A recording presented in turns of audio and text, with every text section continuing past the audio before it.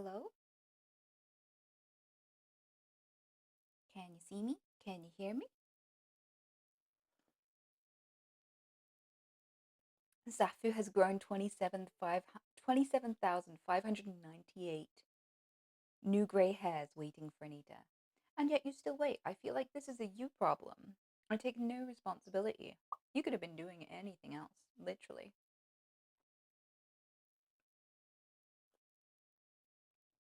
Huh. Yeah, a little low. So how's the volume? And how is everything? I can't tell. It was fresh hell setting up today. So I have a feeling that things might be slightly off just because everything electronic has decided to be very grumpy with me today. Mm, it's good actually. Amazing. Amazing. Good. Thank you so much. That's a good sound test. How are you? Thank you so much for waiting. Yeah, I am traveling, so I'm not in my usual spot. It's weird to be on a couch. I'm not allowed couches because my bunnies escape and destroy them, or guests. I have guests that sleep on it and spill wine all over it and destroy them. So I haven't had a couch in a while. It's quite nice to be able to sit on one and just chillax.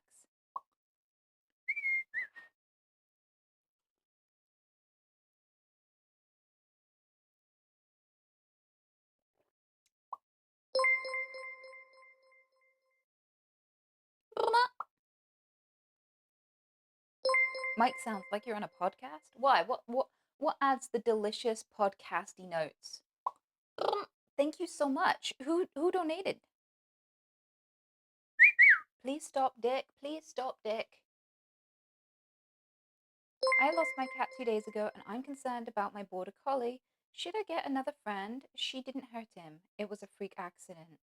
Oh, I thought that you just like had lost your cat for 2 days and were already thinking about replacing them. And I was like, you psycho. But this sounds very reasonable. I think sometimes swapping out pets so early can be um a little bit shaky. When Anya, my bunny rabbit, lost her partner, she sucked dick. She basically was alone for about a year before I got her a new partner. I think sometimes you have to be careful and you have to give them a little bit of time to understand that the other one is not coming back um, before you start uh, getting them a new friend. So I would be very, very careful. Also, just because your collie gets on with your dick, with your last cat, doesn't mean that they're magically going to get on with every other cat that you bring.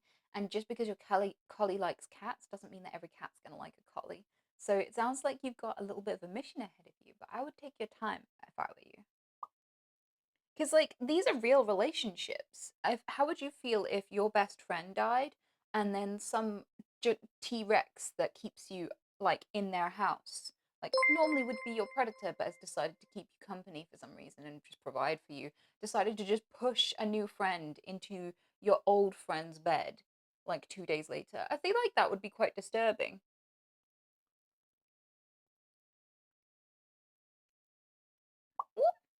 You're right.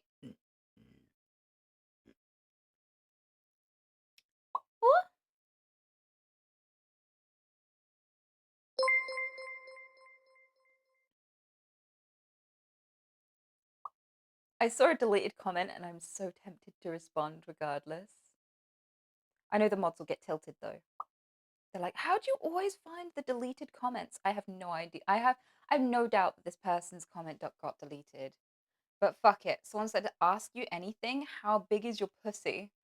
And it's like, sweetheart, like there is no specific size to people's vaginas. You know that, right?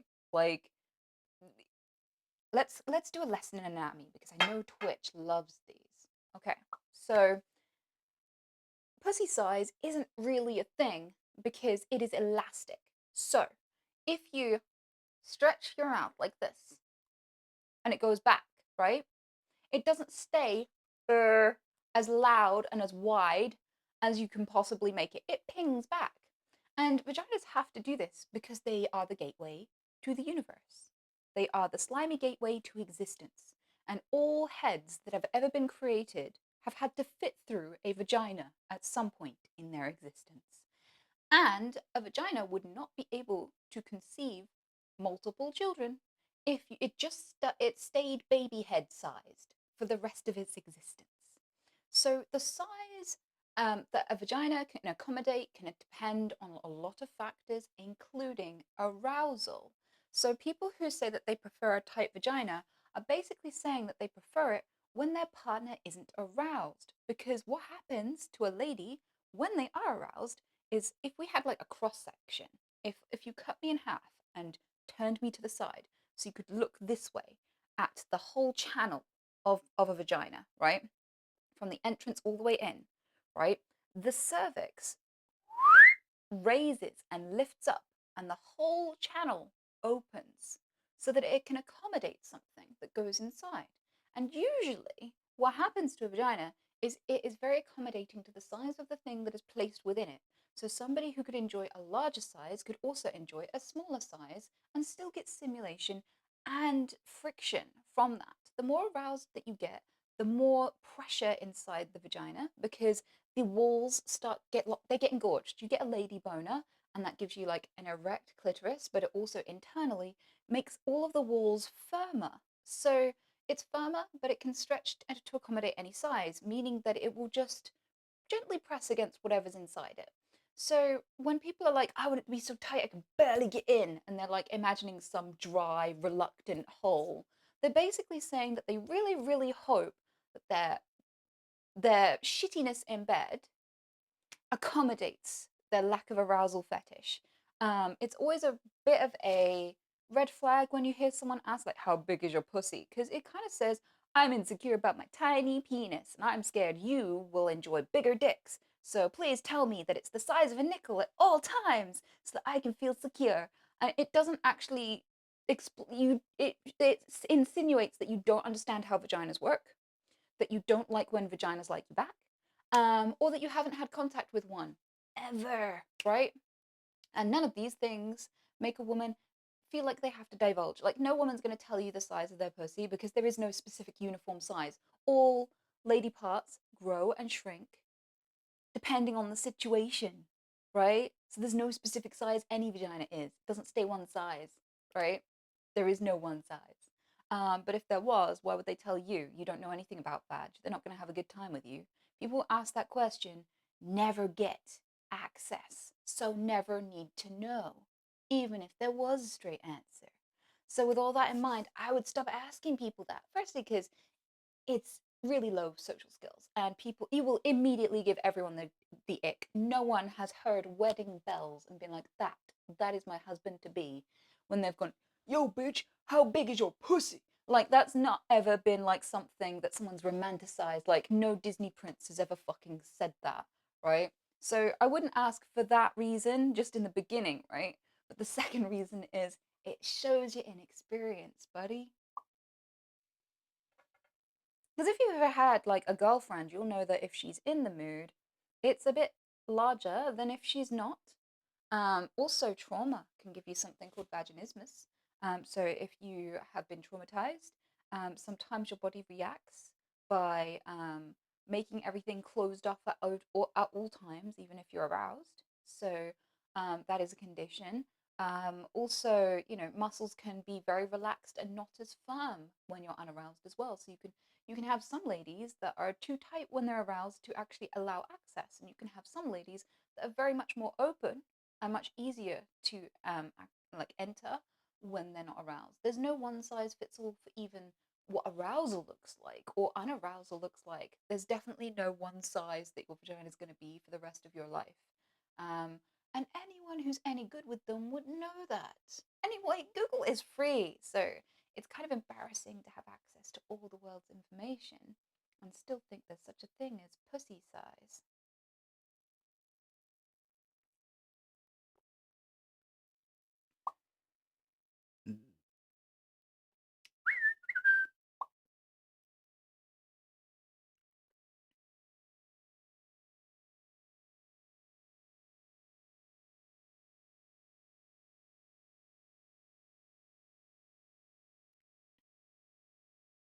fascinates me that you've studied enough vaginas to know all this.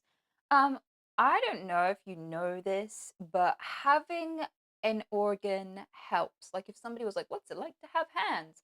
I don't think I would need to consult any scientists to answer.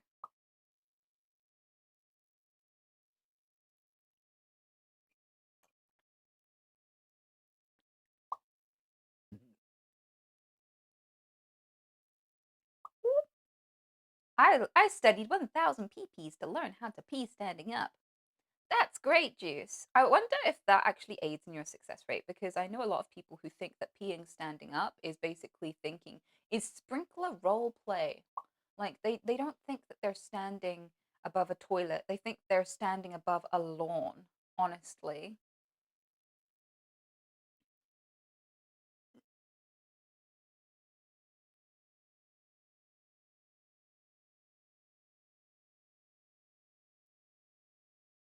I sit down and pee because of it. Yeah, to be honest with you, if I had to live with a man ever again, I would either have them on toilet duty and they would have to clean every loo, and they'd have to clean the loo and the floor every time they went for a pee, or they'd have to pee sitting down because there's no fucking way I'm getting up bleary eyed in the middle of the night and hearing my feet go on a piss soaked, sticky fucking floor.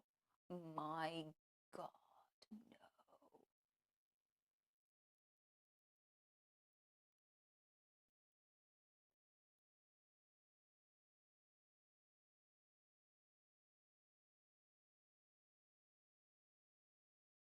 That's why you keep carpet around the toilet. No! Shut up, Sonny. Like, that is genuinely the worst thing ever. I look at so many housing listings where, like, elderly people have either passed away or are, like, downsizing or are, like, moving into an old folks' home. So they sell up their place and it has carpet on the floor.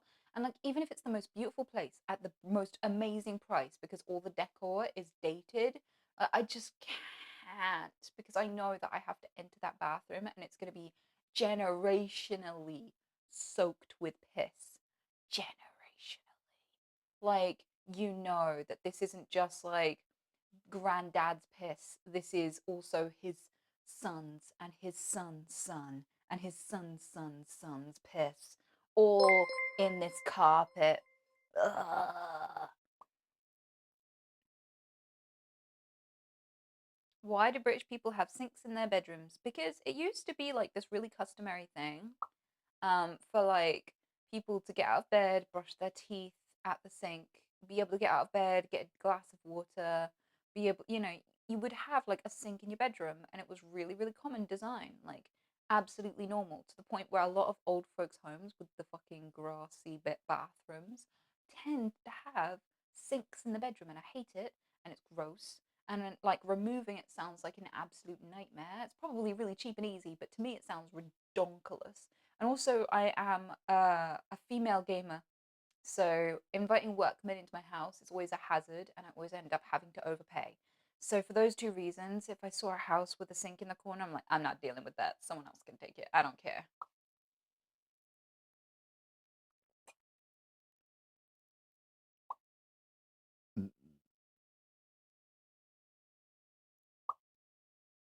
Overpay? Yeah. So I learned a little hack, and that is to um, remove everything that denotes that a woman lives in the house leading up to the place you need repaired. So if you have like a broken sink, what you do if you're a woman is you put some big shoes, some big boy shoes, like size 12 or some shit, by the door. You pack away all your makeup, you pack away every feminine thing, all the decorations that are feminine, right? And then you have a male friend, let them in, show them where the problem is, and get the quote, right? Because I would pay 2 or 3 times as much for the same jobs before I started getting a male friend to let them in. When a male workman comes in, like they start like swaggering in and they like lean on things dramatically and they're like, so, you live alone here? Is that your game set up? What games do you play? Uh huh. So, this is gonna be a tough job. Yeah, it's gonna be a big job. It's gonna take me a while, but don't worry, I can handle it. So, how old are you? You got any kids? Right? And it's like, ugh, right? and they take like 2 hours to do something really basic, and even to get like a ballpark figure out of them is ridiculous. And then they'll say they'll do 3 things, and they'll go, "Oh, I didn't have time to do the last thing," but they'll charge you the same fucking amount of money. So from now on, male friends, whenever like whenever I text or email someone that I need work done, I leave a male name at the bottom, you know?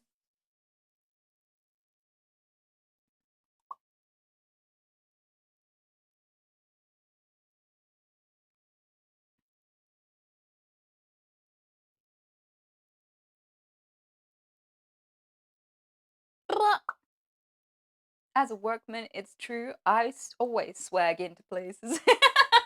Well, my electrician was just fixing some tiny little thing that was so fast to fix in a light bulb for like half an hour talking to me, trying to chat me up, right? I had my gas man slip his phone number through the wall through the door after like fixing my boiler, which took him way longer than fixing my boiler took the second and third time with other people. Um, and the plumber as well. I swear plumbers sometimes just charge by the hour and just sit there just smacking the pipes, making it sound like they're doing something. I swear they do. But not when you're a dude. Not when you're a dude. When you're a dude, I've listened. I've sat in the other room and had a male friend go and lead them up to the place. I had the window open. I keenly listened. He came in, went, "Yeah, that's a 15-minute job, that is. That'll be like 70 quid. I'll have that done tomorrow. I've just got to go get the parts, otherwise I'll do it for you today. See you tomorrow at this time." He goes away. He comes back tomorrow. He walks in. He does the entire job in 15 minutes. Like, there's a part of me that's like, "Oh, it only took 15 minutes." And there's a part of me that was like, "It took 15 minutes." Because like I had so much extra time wasted, so much extra money wasted, and all I had to do was have a dick, and this person would have been in and out in a second.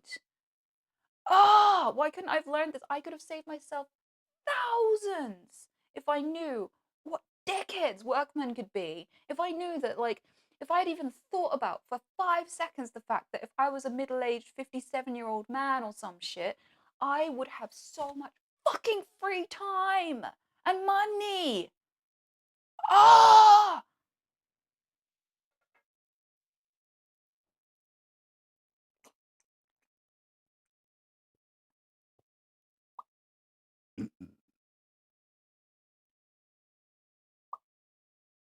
It's the only time being a woman makes a guy take his time.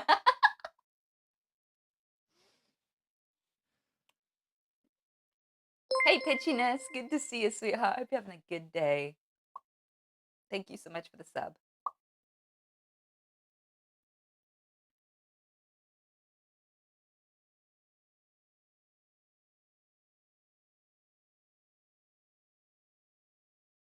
You can hear the bottom of the soul with that one. Yeah. So what I would love to do, I would love to start a series where I just film men bullshitting me when, like, if I had a car, I'm trying to get my car done at 8 different places and having a genuine, like, look over from like a non-dickhead guy and being like, "Yeah, I unbolted this thing. Let's see how much they all charge you to bolt it back on. It should cost you 50 quid." Because I've seen like loads of people do this and watch men like explain, "Oh yeah, the dangly bing bong of the doodad needs replacing, and I'll have to get some extra specialist parts because your model of car is like really hard to get those for, so that'll be 8 grand, I'm afraid."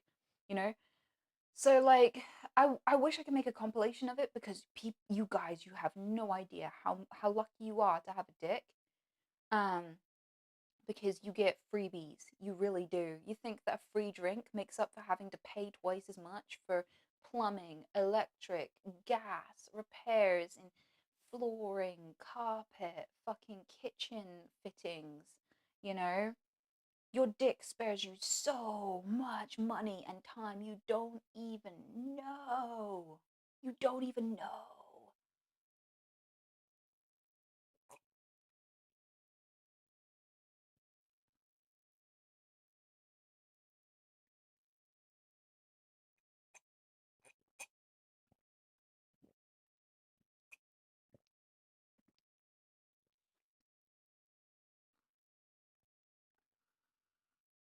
And how do they think that's gonna work anyway? Because how are they flirting with me but also shafting me already?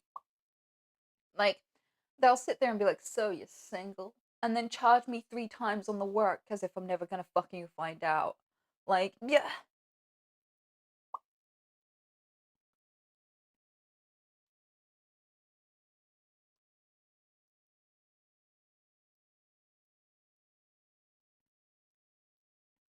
Have you ever had a female plumber? No. So in the UK, there was a bit of a scandal because there was a lady who studied to be a plumber. Like you have to get these qualifications to prove like these certifications. So she got it all, and she went to the news because she applied to for several different jobs, and they all came back to her and said, "You're an attractive young woman, and we don't want to be responsible for you if we have to send you into random houses because we do think that you may get attacked or raped. So we are not going to employ you because we think it's too dangerous to employ a female plumber." So she just couldn't get a job.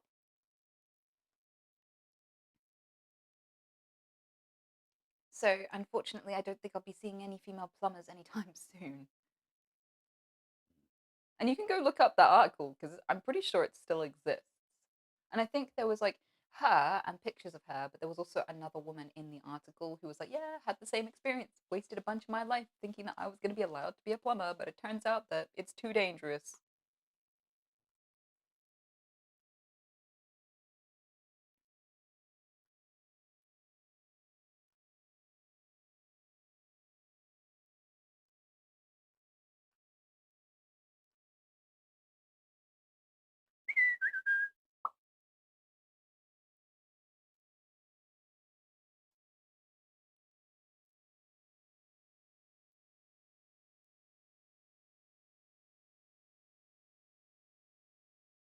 Oh, okay. I'll unhide my mic from my hair. It's just sat here trying to be like, "Don't mind me." Is that better? Let me have a look. Hello, hello. Yeah, that looks fine. What you talking about? I was late because I was cleaning my toilet, lol. Did you hear the discussion earlier? Is that why you're rushing to clean your toilet? Because you're like, "Oh, couldn't be me." Silently shimmying out the door to grab the toilet brush.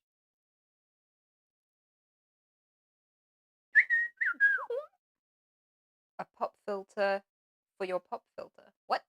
What do you want about Pinks?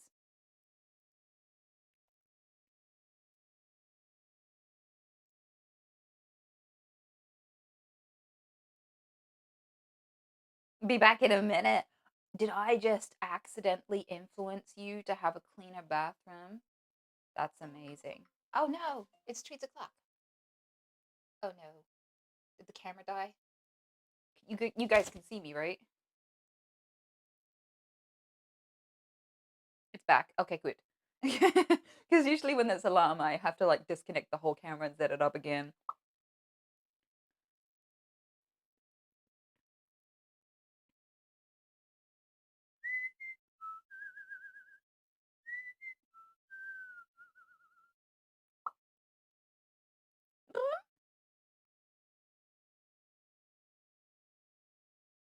Would it be out of the question to buy your own tools and try it on your own? YouTube is amazing for small repairs. Small repairs, yes, but big repairs, no. Also, I have Tourette syndrome, so I can't reliably do all tasks without fucking it up way worse. Thirdly, I shouldn't have to get a degree in plumbing, carpentry, and every small trade job just because men are nasty when it comes to charging women. Like, I don't think that's the solution. To be honest, I don't really have the time to be doing that anyway. So I think I'll just stick with the easier solution, invite a male friend over, and get the dick discount. It's the easiest, fastest way.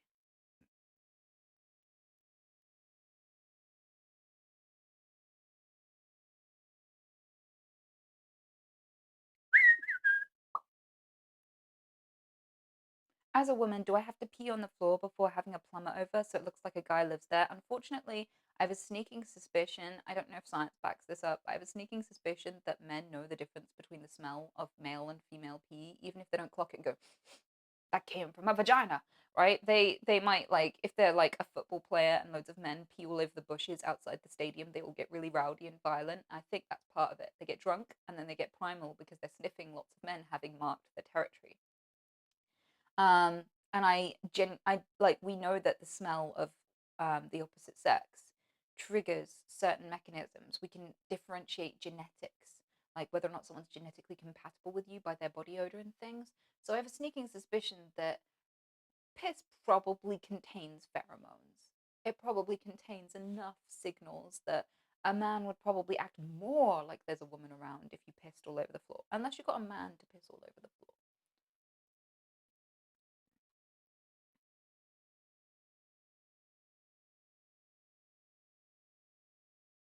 Well, shit. Did I tell you that information too late? It's just a theory. You can always test it and get back to me. Someone in chat was like, I'll do it. But then you have to invite two workmen round, one to piss on your floor and the other to come and smell it and then fix whatever the fuck's wrong. And then you have 4 hours of men coming in and sauntering and going, say, what game should you play?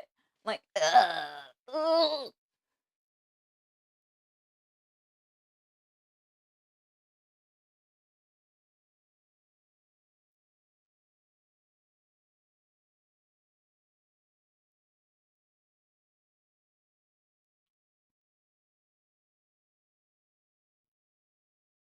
Having the male shoes over just sounds easier. Exactly. But I tell you what, I'm a tradesman, workman, never gonna clap eyes on me ever the fuck again. Fuck that. Even if I have to have it so that like they think they're tending to a gay couple because I forget which man I invited over for the like floor repair man and which one I invited over to like let the plumber in, whatever. I don't care. They're like, what? Didn't I speak to a blonde guy before? And they're just like, oh yeah, that's my husband. So anyway,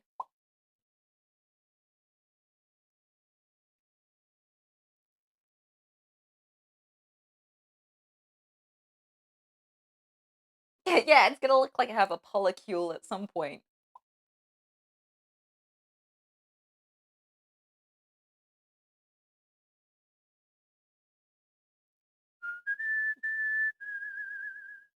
Do you have an appearance at TwitchCon or are you just visiting? I have a meet and greet. I have a meet and greet and a couple of other things that I'm gonna go see and do. So I'm gonna be around. I'm gonna be around.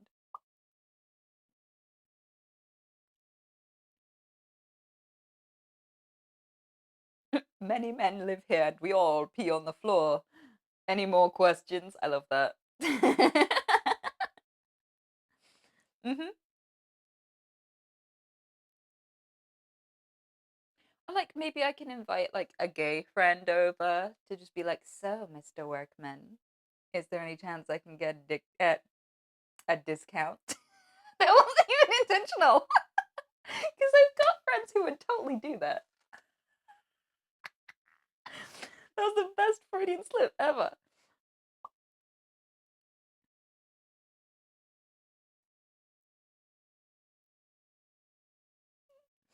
I'm surprised that women who studied before to become plumbers didn't start their own business. Me too. I do wonder if they just thought that the people trying to employ, like that they applied to, had a point. I don't know. I don't know what became of that. I don't know if you're technically allowed to go independent from the moment you step out of like wherever you study to become a plumber. I don't know. You'd have to ask them.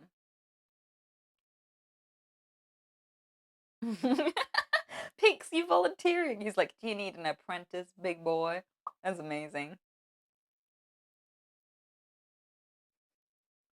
Do men actually like being called big boy? It sounds a bit cliche. No? Okay. I don't suppose little boy's any better, to be fair. I feel like there's just no way to make it good.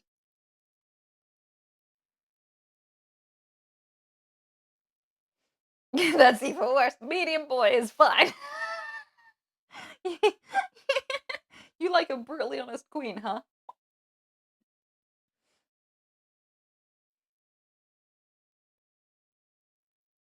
No, I'm 5'9". It's patronizing. Okay. You know, in the 70s and 60s, it was really common to call women that you thought were attractive, adult women, little girl. Like, there's literally a song, I think it's by The Doors, and it's like, show me the way to the next little girl. Oh, don't ask why. Oh, don't ask why. Just show me the way to the next little girl. It's so creepy. So fucking creepy. At the time, it just used to mean beautiful woman, which still isn't actually that much less creepy. To be honest, when you're saying, oh, don't ask why, like, someone should, like, put that singer on a list if he's still alive. Like, he should stay, like, at least 200 feet away from a school, a gym, or, like, anywhere where women are.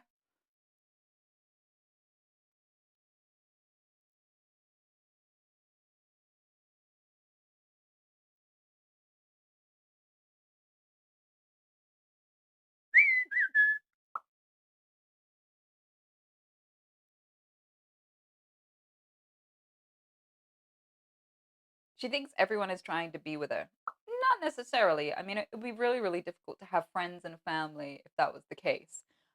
It's just unfortunate that I happen to be a woman. If you doubt how often women get come on to, especially at inappropriate times, there are women who've had their gynecologist come on to them.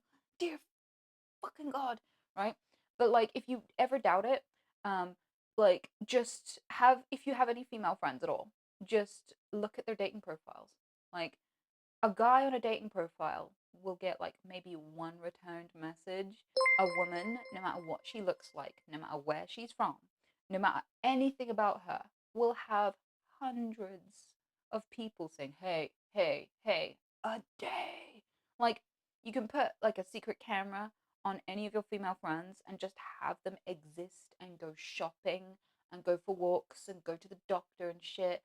And I swear to God, people will stop them and be like, "Where are you going, little miss? You got a boyfriend? Where are you going?" Like, it's insane. If you're a woman, you will constantly be hit on. Like, it's not that every man wants you. It's that there are just so many men willing to pester women. It doesn't have to be all of them for you to have like two or three of these interactions a day, a day. So like, yeah, if you find it like really stressful and upsetting and you have to like make these doubtful comments whenever you hear women talk about being desired because it sounds so absurd to you, like, all I can say is you just need more women in your life because they'll all go, yep, can confirm.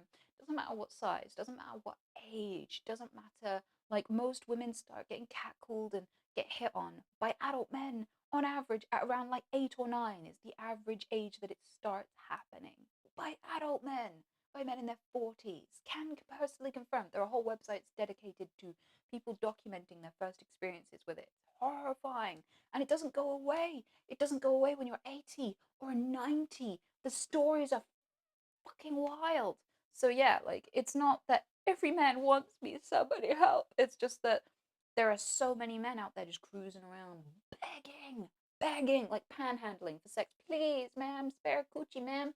Like, everywhere, every country, every time zone, every age bracket, every situation, every job. Like, it is wild. Like, to the point where there's an automated, like, this workplace set up an automated, it's just a robot with a female name that sets reminders for people. It'll go, don't forget you have a meeting, signed Ella, or whatever it was. Like, hey, Ella here, just reminding everybody that there's a HR meeting on Wednesday, this sort of thing. No one had ever seen this worker. Nobody knew her because she doesn't exist. She wasn't a social experiment. She was just an automated email.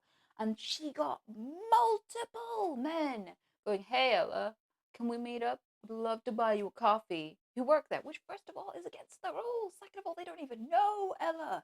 They know nothing about her at all, and they still hit on her. Like, you don't even need to be a person, and you will still have to turn men down. You don't even have to be alive. We don't have as many female mummies from ancient Egypt as, you know, male ones because they had to let the women rot for a little while before they could send them over to be mummified, so there wasn't any shenanigans with the corpses. You don't even need to be alive. So, like, why are you, like, doubting that I've ever been hit on? Like, as well, the most stereotypically British thing, the most stereotypically British experience as a woman is to walk past a bunch of workmen and have them go, "Whoa, nice tits, turn around, baby," all this sort of stuff. Like, workmen are the most notorious for making comments, hitting on you out of the blue, being like weirdly derangedly sexual towards you. Like, it's the norm here. It shouldn't be, but it is.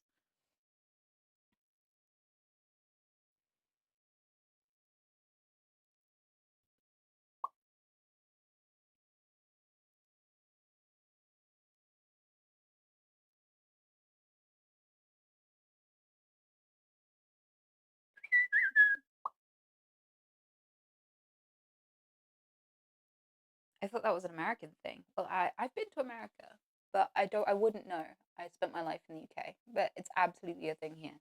My favorite instance of it that made me laugh so fucking much was there was a guy who wolf whistled me when I was like 23, and he was like they were all working on this big tall building, they're on some scaffolding, and one of the wolf whistled at me, went, "Oh, I love," said something creepy, generic creepy thing, I don't even remember that.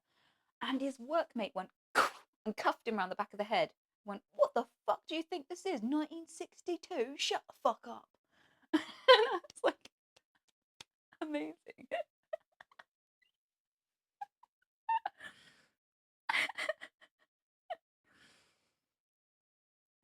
We need more people like that, honestly. We need more mates calling the show, honestly, because it's usually just one guy who's never been laid making all the noise. Like it's definitely like the in-betweeners. I don't know if you've seen in-betweeners. It's always one hypersexual dude who's never been touched by a woman who's like, "Ugh, I had so much pussy last night," you know.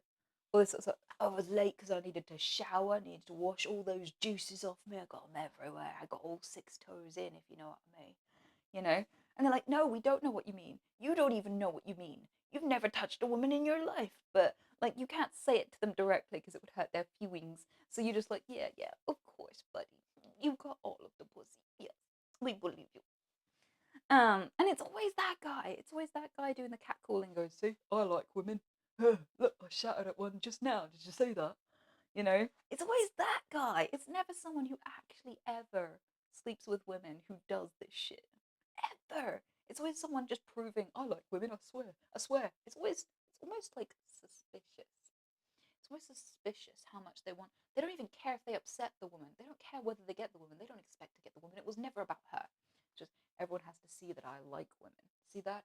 I shouted, "Nice tits." Yeah, high five. I did that because I'm a man. And it's always to show off to the other guys for some reason. And it never impresses them. They're not like, "Oh yeah, Bill's a man. He's a real man. He shouted nice tits once at a woman, a whole one. I saw it myself with my own two eyes." Like it's never proven anything about a dude ever.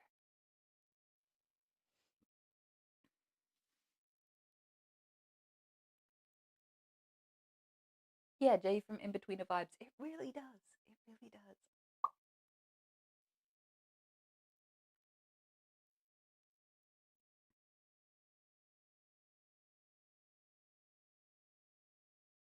A real man doesn't talk of what he's eating. I guess I'd be terrible at being a real man then, because like if I eat something good, I'm like, "Guys, I had the best meal this afternoon. If you haven't tried this thing, look at it. Like I'll eat it in front of you. I'll show you everything." Like there was a time where in where was it? I think it was in Paris or was it Amsterdam? I forget. But I got sushi, vegan sushi, and it was like weird and gelatinous, and I was like, but I wanted you all to know about it. I was like wobbling the weird gelatinous slice. Like, look at it wobbling. I would never eat it, but never again. But you have some chat. Num num num. How did your hair become straight? Well, there are straighteners for a start. Like that is a thing women can do. Like it interests me, like how like women will get told off for not styling their hair, and like they'll have to know how to curl it, straighten it, tie it up, plait it, and all this sort of stuff. But a guy will be like, your hair is curly. I don't like it. It looks messy. Could you just comb it for me? Like you just need to brush it. It's like, what the fuck do you think a comb's gonna do to curly hair? But like, yeah, no, like women can have curly hair and straighten it. You can get like irons, but they're not for your clothes. They're like for your hair as well. And you can just do that. You can just decide what shape your hair is anytime you like.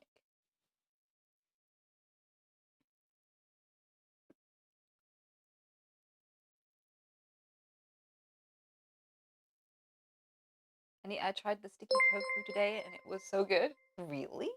What For recipe did one you use? airport sandwich. What's an airport sandwich? What?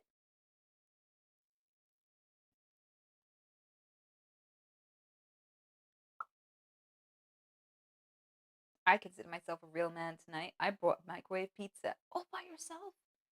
You gonna eat it? You gonna eat the whole thing? I find it weird that all serving sizes. Have you ever seen this? Have you ever read the back of packaging? Because I do every time I buy anything new. I have to be like, what is in it? And I've gotten so good at it. Even though I'm dyslexic, I can just go, and that's it. I just need a glance, and I know. I know whether this is gonna give me cancer. I know whether this is gonna give me diabetes. Whether or not it's got like meat in it, eggs in it, milk in it, anything. 3 seconds or less. Just like, no, yeah, right? And the thing with that is most food that is less than one serving claims to be 2 servings, and it is bullshit. You ever seen that? Like a pizza is 2 servings. No, it fucking ain't. I've never seen anyone go, you want to go halvesies on me on a pizza? And you genuinely go halvesies on the fucking pizza. If I get a pizza, I'm eating the whole fucking thing. I'm sorry, that's what's happening. I don't care how you feel about it. All of this is going in me. If you want a pizza, get your own damn fucking pizza, right? And like cans of beans, cans of chili, cans of stuff, 2 or 3 servings. Like, fuck it is. Like, fuck it is. And I feel like really oddly vindicated in recent times just because there is like a meme called "And the Fat Controller Left," and it's like from Thomas the Tank Engine, and it's like a train controller, and all the subtitles say that he's the fat controller because he's a big train controller, right? And so like people put that next to serving sizes. 6 servings, the fat controller left because they know they're going to eat that entire family 6 pack to themselves, like any normal, reasonable human being would. I mean, even possums, wild animals, don't pay attention to fucking serving sizes. There has never been a bear that raided a tent and went, that was a nice packet of crisps. I'll leave the rest. I'll just take one serving. Like, there was like a possum who broke into, like, I talk about this way too often because it's etched into my brain. Like, I've brought this up before. There's the possum that won. There's this big fat possum, and he's tiny little body with a massive round belly, and he's just laying back with his hand on his belly in the corner of this donut or pastry box because he chewed away in through the corner, and he ate like 8 pastries to himself, and he was too chubby to run away. And they like open the box, and there's the possum, terrified but too fat to move, just like, oh, do what you will, I've already won. And that's me with every meal, to be quite honest with you. Every fucking meal.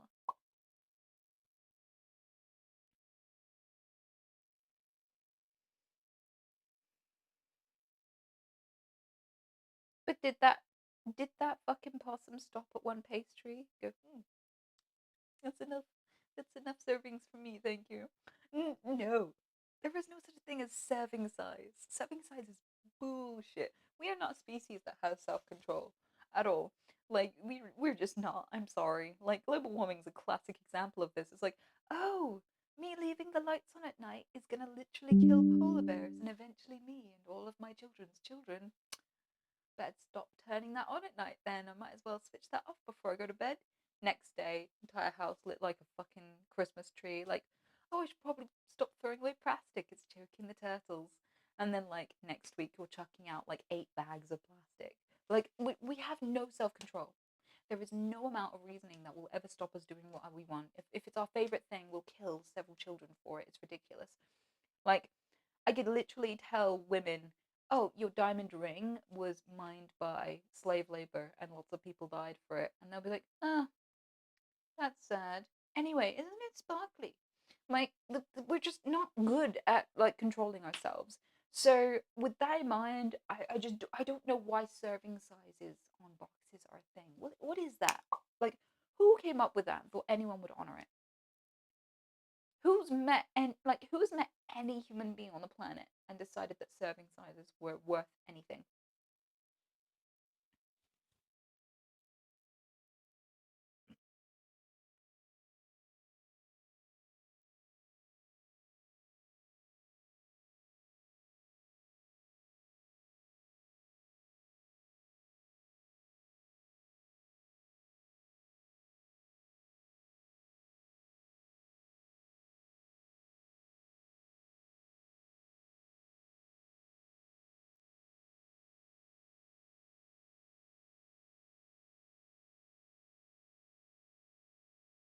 I don't live by serving sizes. Let's go. Yeah, me either. I don't think anybody does.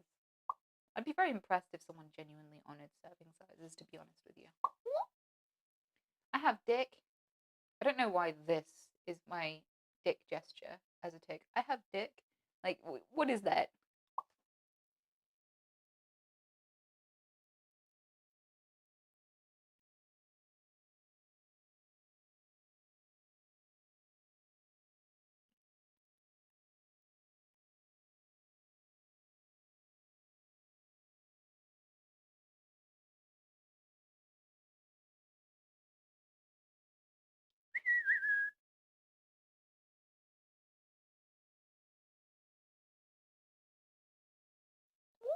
You got four. I like dick.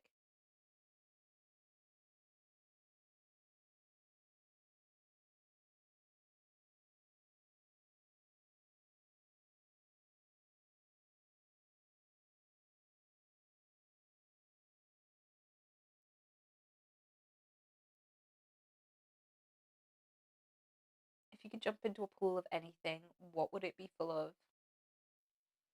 Well, it wouldn't be full of custard because at the right consistency, it can become what is it, Newtonian fluid? Is that what it's called? What is it called when you like it can be a solid when punched or put under pressure, so you can like flap it around or like try to stir it and you can't. But then if you put your fingers in it gently, it's goo and it's liquid. I saw a person walk on a swimming pool filled with custard, like genuinely just because the pressure meant that it was a solid when he walked on it, even though he turned around and ran his fingers through it. Oh, it's non-Newtonian fluid. I see.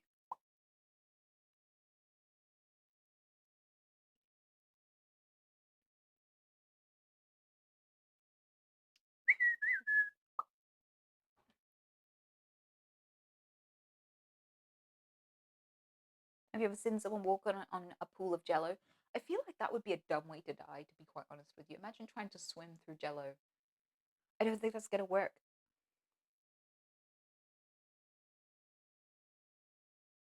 A pool of antimatter sounds like an experience. Yeah. I mean, let me think. There must be a really good answer to this question. Pussy. I don't think that's it.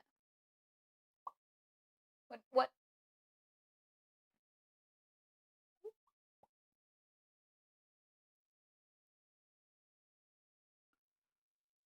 Hmm.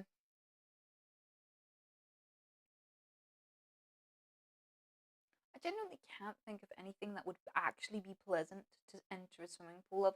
Because if you think of all the common foods, they're all going to be cold. It's going to be fucking freezing.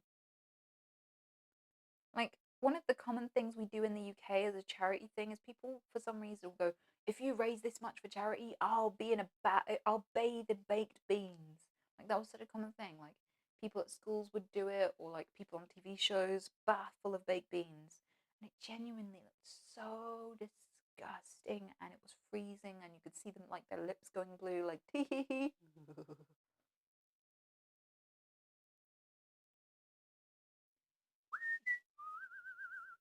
That's such a British sounding stunt.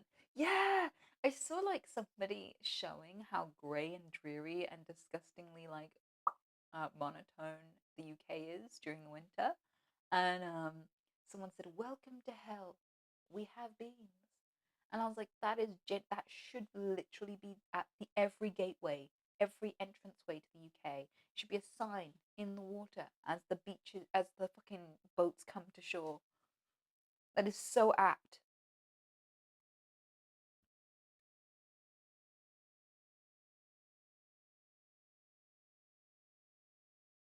Yeah, the beans are the only thing worth enduring the winters for.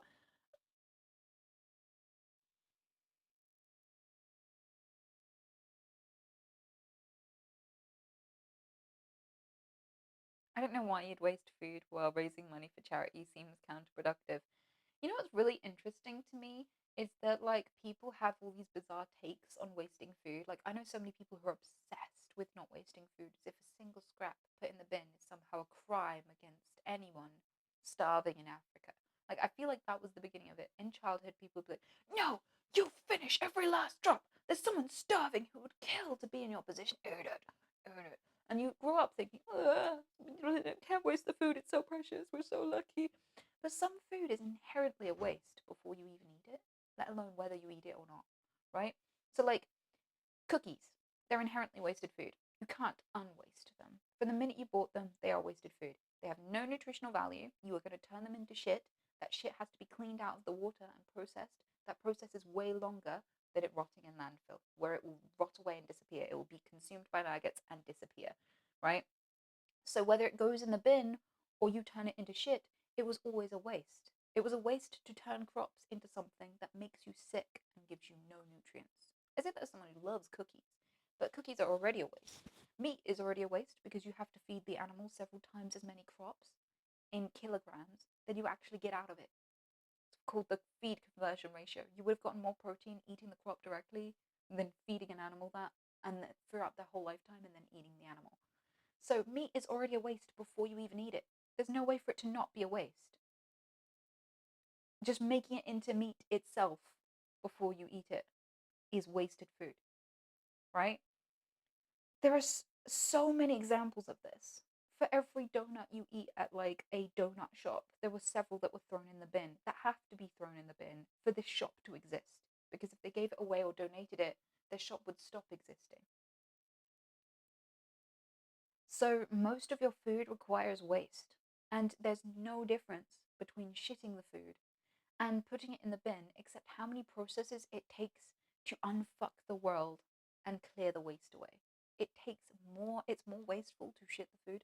So if you're full and you want to stop eating, you're not going to save some kids in Africa by making yourself fatter or like eating till you're like so full you don't want to move. That's not actually going to unwaste the food. It was wasted the minute you gave yourself too much of a portion. Like, because you turning that food into shit is still a waste. Still, it's more of a waste than binning it. And you're meaning that like this food that was created to nourish you is now hurting your stomach and hurting your health because you're eating too much of it. Our idea that you have to scrape every last morsel off the plate and put it in you is so deranged. It's such a deranged take.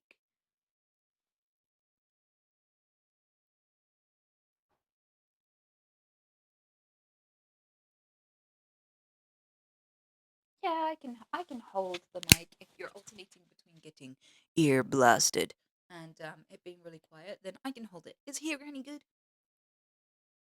Is here any good? Sorry, I couldn't resist.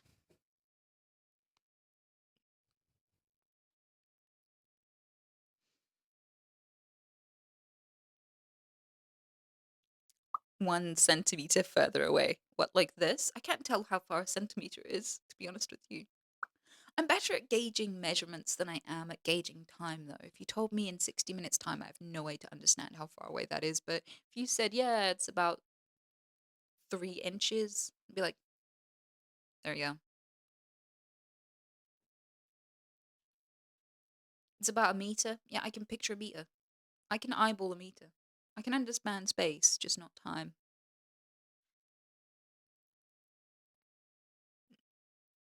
That's 6. You keep telling yourself that, buddy. That's totally 6 inches, right, Chet?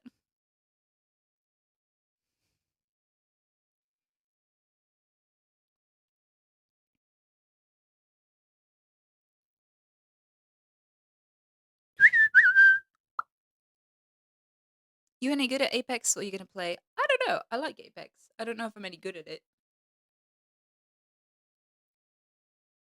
Shut up.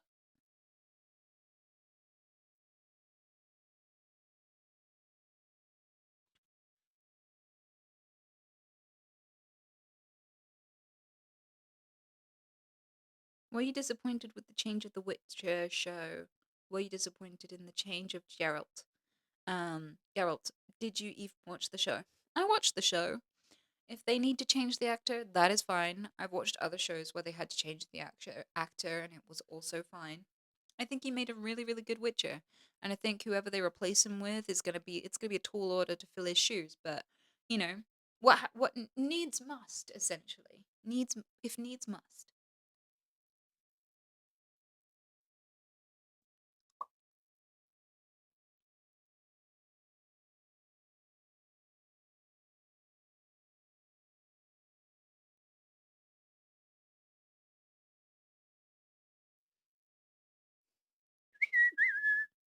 Did you watch Rocket League this weekend? Ever played it? Nah, I don't really play Rocket League to be honest with you.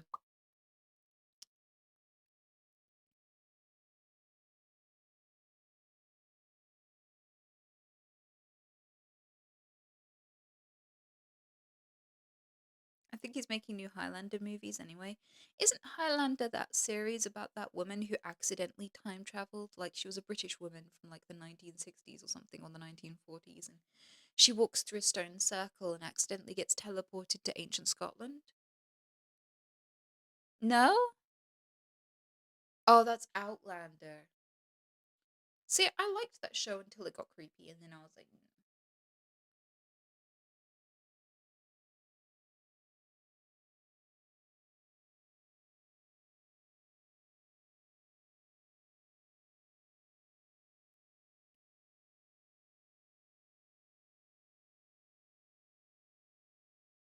Highlander is about immortals with swords that can only be killed by decapitation. Interesting. I mean, so many people when I talk about potentially living forever and like potentially having, I don't know, like 1,000 years to live are like, no, no. I have to go to work for 1,000 years. I don't even want to get out of bed today.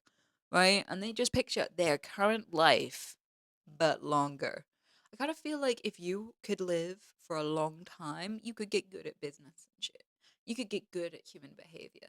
You could get good at survival. You could be good at like, you know, minimizing your effort and maximizing your income and shit. Like if you had all the time in the world to figure out how to become rich, I'm pretty sure you'd figure it out at some point.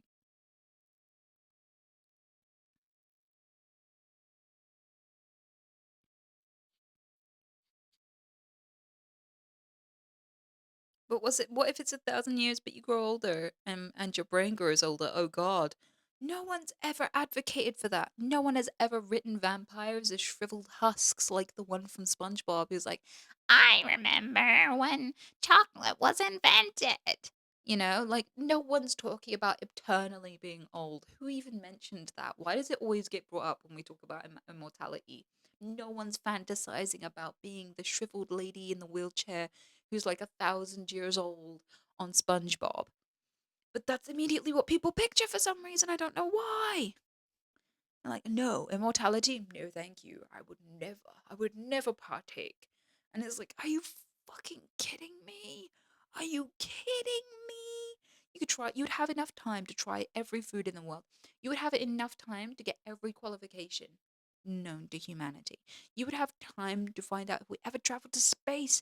You would have time to actually travel through space. Like 9,000 years to get to a neighboring planet? Psh, that's nothing, you know?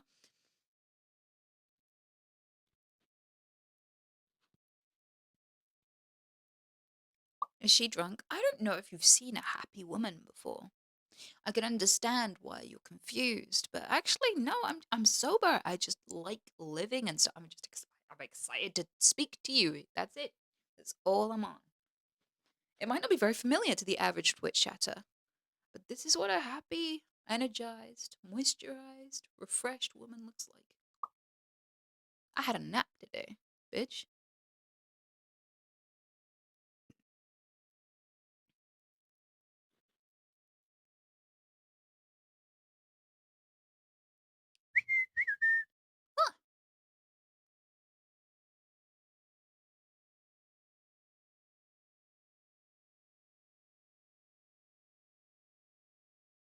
I watched a British economist say that the only way to 100% get rich today is to have a rich family. Well, I don't know about that, to be quite honest with you. I don't know about that.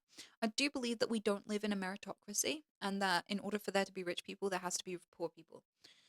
So the poor people aren't here because they didn't try enough and stuff, or they're lazy or stupid or just not good at doing things. They're there because by design, in order for capitalism to work, it has to be a pyramid scheme.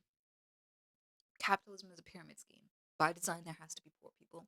And the poor people are there and forced to live in really horrible conditions, specifically so that people above them on the economic bracket go to work because they're scared of being lower. They're like, look at all these homeless people. Look at them. Look at them real good, bitch. If you don't sell your life to me, you're on the streets. You know?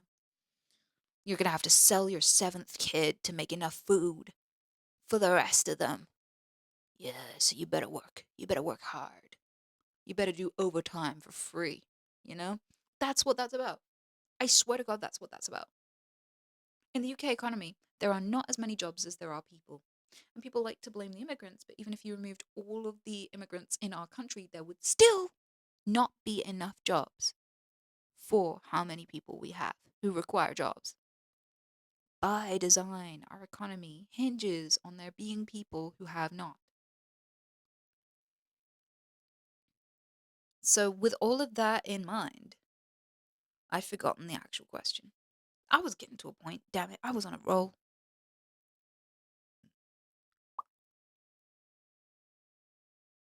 Oh, right. I think it is possible for anyone from any economic bracket to get rich. I just think that by design, most people cannot inherently, just because there are just not enough opportunities for most people to get rich. There can only be a 1%. Richness can only belong to 1%. There isn't even enough planet to give everyone middle class, let alone 1%. So you're right. It's not a fair system, and even if you deserve it, or even if you study really well or are great at it, it's more likely than not you will never be rich, especially if you don't have a rich family. By the flip, though, a lot of rich families raise spoiled brats who never really study and have life so easy that when they're given a small loan of $1 million, they still fuck it up and end up with nothing and file for bankruptcy over and over again. Ah, right? So, you know, there's that.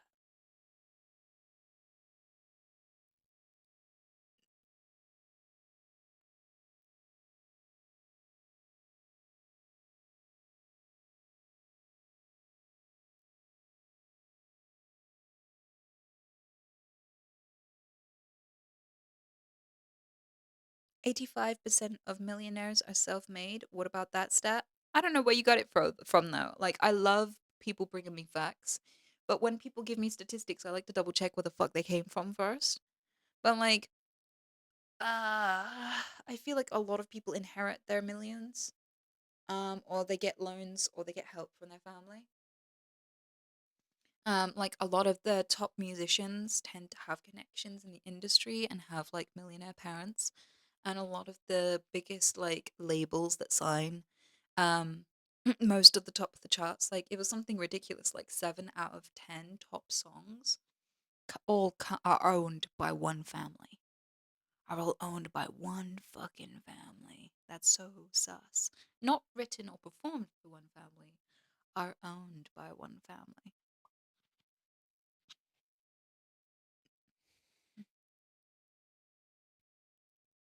Do you enjoy being a streamer or do you treat it like a job? I physically can't treat shit like a job because if it's a job, I'm not going to get out of bed for it. I have ADHD, motherfucker. I have to be keenly interested in something to be able to do it because I have no dopamine regulation, meaning I cannot motivate myself to do anything that I do not want to do. I got too much ADHD to treat anything like a job.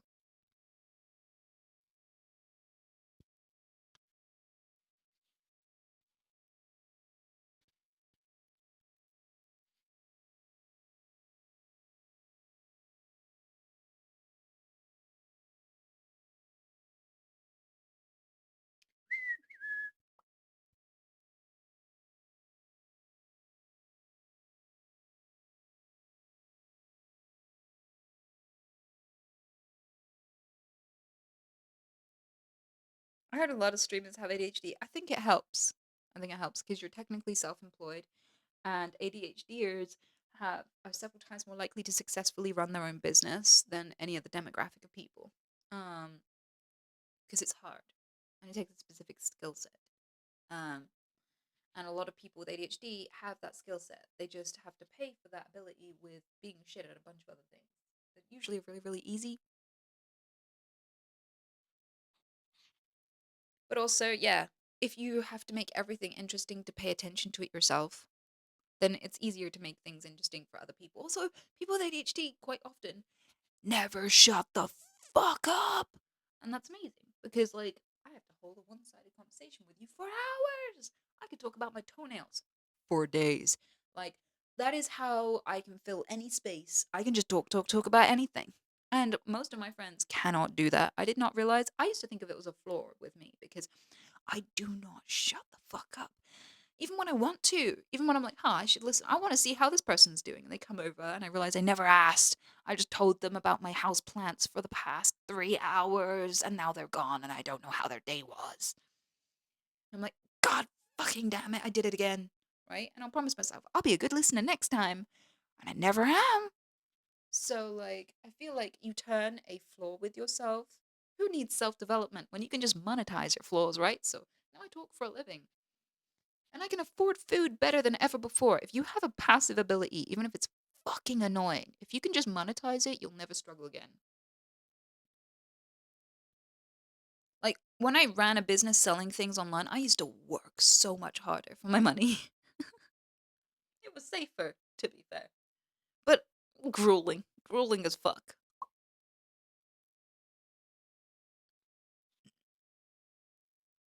So yeah, I'd say ADHD is a beneficial aspect of this job because it makes filling every single moment with more talking easy, a passive ability you don't even need to think about. Like, I have to actively try to shut up.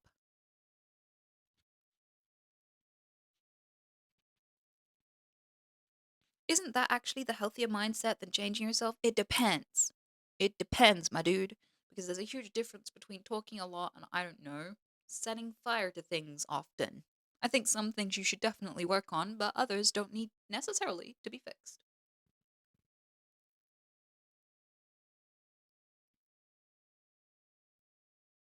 How are your houseplants? So, I recently gave my last living houseplant to a friend. And in exchange, they are going to give me a wasp nest when the wasps are done with this. I had no idea that this is the case with wasp nests. But like, a friend of mine was like, oh fuck, help. You used to deal with pests humanely. How do I not kill this wasp nest but not have a wasp nest? And I was like, oh, lucky you. That is beautiful. I'm like, but how do I fucking make it stop? And they were like, the neighbors are getting like 8 or 9 of these fuckers in their house and going, where the fuck are these coming from? And if they find out that it's me, oh, hell will break loose. So I was like, yeah, let me look into it. I've got some friends who do humane pest control. Maybe they can move it and glue it somewhere better or some shit. I don't know. So I call around and they're like, oh, it's the end of wasp season. I was like, what the fuck is wasp season? And they're like, it's when they all die. And I was like, oh no, that's so sad. What? They all die? Apparently, a queen will come out of the earth, birth an army, harvest a bunch of shit, have a bunch of babe, like she will, and then like she will procreate with them and mate with them and stuff and have a house with food all through the summer. At the first frost, they all fucking die. She just pisses off and buries herself in the ground. She lays a bunch of eggs in the ground. I think no. Does she lay eggs in the ground and die, and then like new queens are born from the earth and go and start a hive of their own? Is that how that works? I can't remember. But anyway, there is a time, and it is the first frost, and all the wasp nest just dies, just gets abandoned, and they're all dead. So I was like, oh, that's so fucked up. That's awful. Anyway, free wasp's nest. So as I'm keeping an eye on the weather because first frost I get a fucking wasp's nest. And you know what I'm gonna do with it? I'm gonna glue it in the hallway on the ceiling. So that if anyone ever breaks into my house, they break back out again.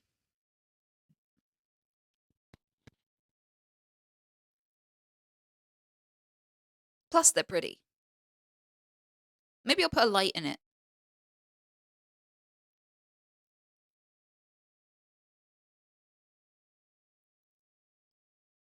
Cursed mistletoe?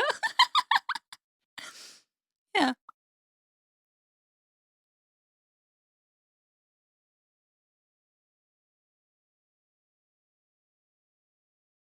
Smart. I think it would be even funnier to treat it like a grenade and just like make a recording device. You know, like one of those recording devices where you like shout at a little birthday card, or like you're supposed to sing like happy birthday into it, whatever. And then when someone opens the card, it plays happy birthday in your voice, or you could just be like, ah, and then give it to someone. So like they're like, oh, look, a card. Bah! Right. Because that's basically what I would do with it, right? But like you could get one of those and you could put it in the wasp nest. You could like play noises into it and then put that inside of it and go, "Hey mate, catch!" and just chuck it into the hand. You know, that would be amazing.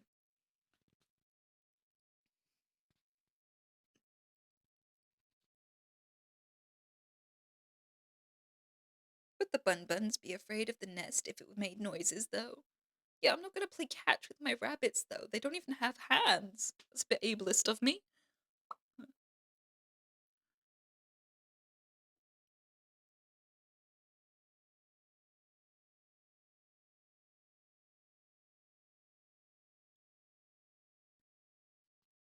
I had a question. Is inbreeding really that harmful?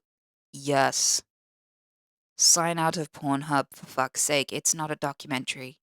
What is wrong with you?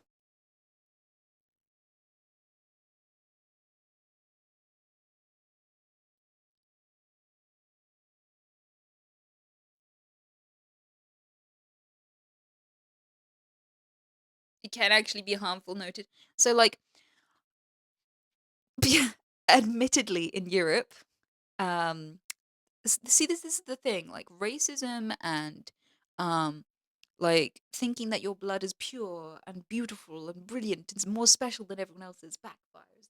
Oh, like, if I really wanted to believe in karma, I feel like I would use monarchs as an example of this because oh my god, at one point they got so inbred that their bloodlines died because they couldn't reproduce anymore. Like there were people who were so inbred in the monarchy, right?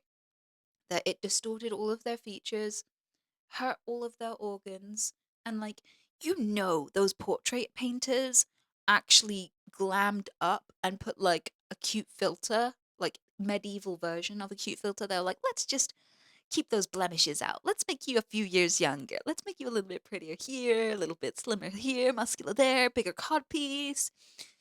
When you look at some of these people who've been inbred to the point where they just cannot function anymore, and you look at them and you think, wow, that is the beauty filter version of you. That was the kindest version the painter could paint. That is, whenever you're looking and giving like your cousin the eye, go and look up the most inbred monarchs of history. Okay?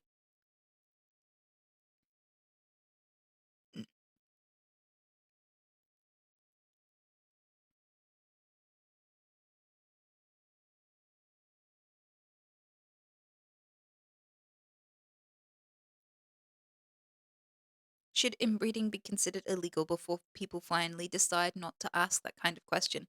In the UK, it is actually already illegal. Like, we don't always have common sense, but in that way, thank fuck, we do. So like, there are people who have been caught in incestuous relationships and have literally been banned from having contact with each other under penalty of prison and stuff. So like, we already made that shit legal here, as you do.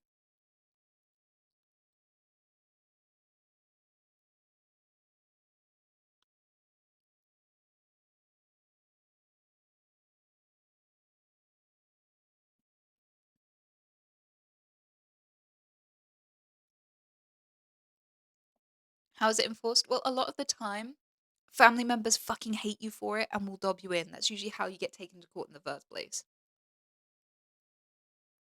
So, like, obviously, your close family and friends would know whether or not you are breaking the agreement that the court put on you.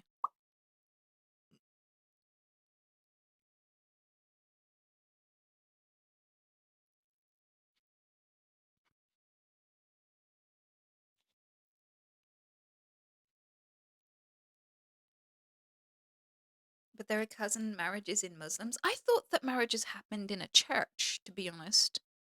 It feels like that would be the most logical place, or like a religious building of some sort. I don't even think you could fit. I'm gonna stop there. I was about to say, I don't think you can fit two people inside another human being, and then I remembered some stuff, so I'm gonna take that back. I don't think you could hold a wedding reception in a person. So, yeah, you might want to go and do some research and come back. My guy, Google is free.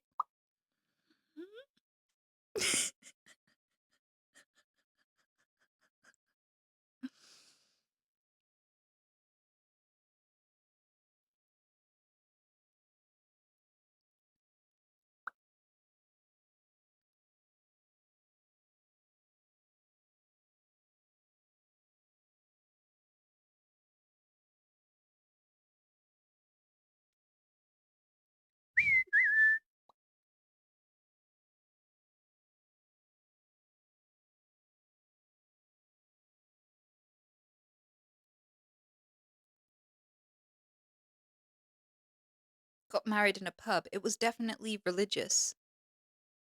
Really? That's interesting. I mean, I kind of feel like alcohol has been central to a lot of faiths. Oh, I get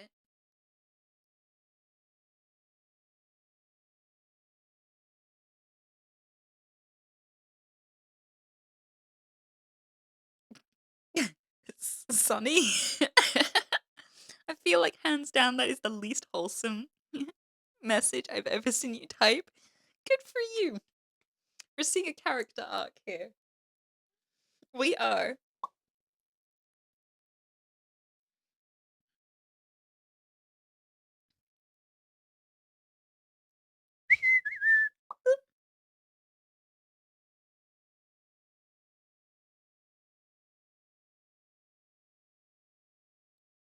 Sonny is written worse. Come on. I'm gonna shut my mouth. That's all I'm gonna say. I'm not. We're not. Mm.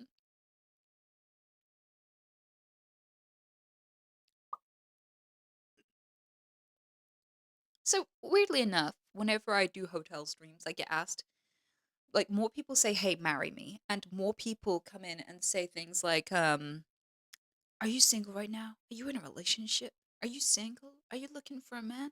What is it about being in a hotel that does that? I really need to know, like, why me sat at a gaming chair? I get fewer questions. Not that I want these questions. I just want to know the thinking behind it.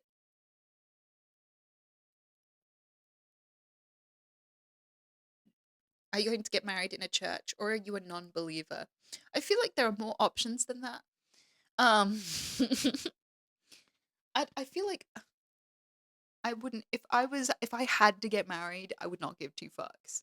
Probably just I don't know. I don't know how you do it when you don't do a ceremony, but I'd probably just do that. I'd be like, ugh, fine.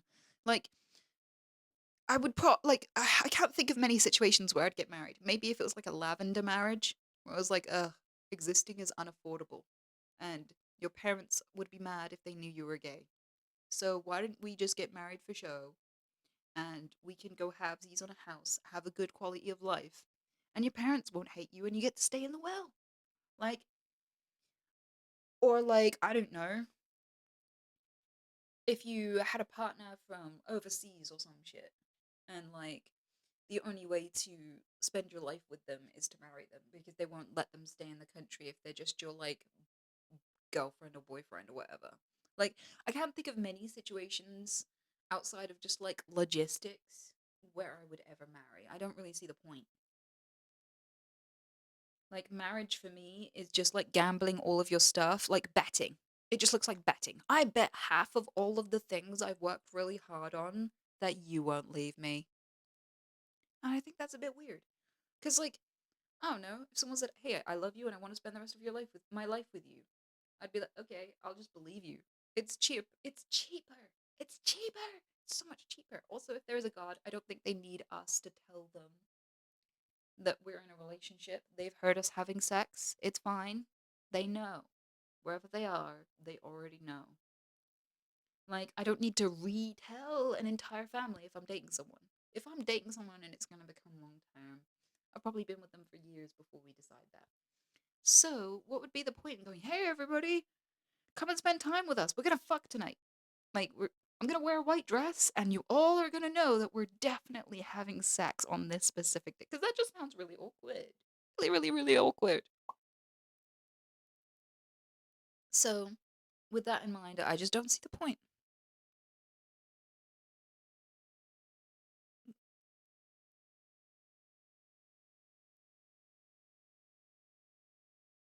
Have you heard any rumors about TwitchCon? No.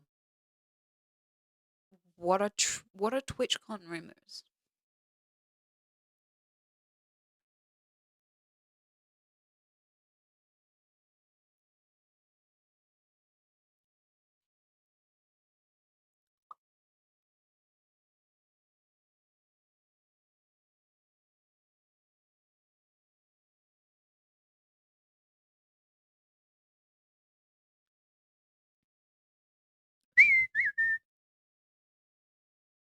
I feel like you're just like a legendary Pokemon waiting to get caught by the right trainer, though. What, in terms of marriage? Because that's fucking creepy. If you're like, she said she doesn't really want to marry anyone, but someone will make her. Someone will earn her. She'll owe her pussy to the right guy, to the right trainer, if he just does the right things. And that's kind of fucked up and weird and creepy. Plenty of women, very happy single. Plenty of people spend their lives with someone that they never married because the ceremony didn't mean shit to them. They just lived together, loved each other, died. Kind of weird that anyone would see someone who hasn't been married and been like, it'll happen. You make noises as if you have some sort of choice in the matter, blah, blah, blah. Someone's gonna own you. Like, that's just, ugh. What about the tax benefits? They will not outweigh the cost of a divorce. And most marriages end in divorce, as far as I know. And even if they don't, enough of them end in divorce that wagering that you'll benefit from the taxes will compensate for having to sell your house. Sell your house. Give half your kids away. Half your pets. Or all of your pets. Your car. I've seen divorce. Those tax benefits do not compare to the cost of a divorce. That is gambling, my friend. That is gambling.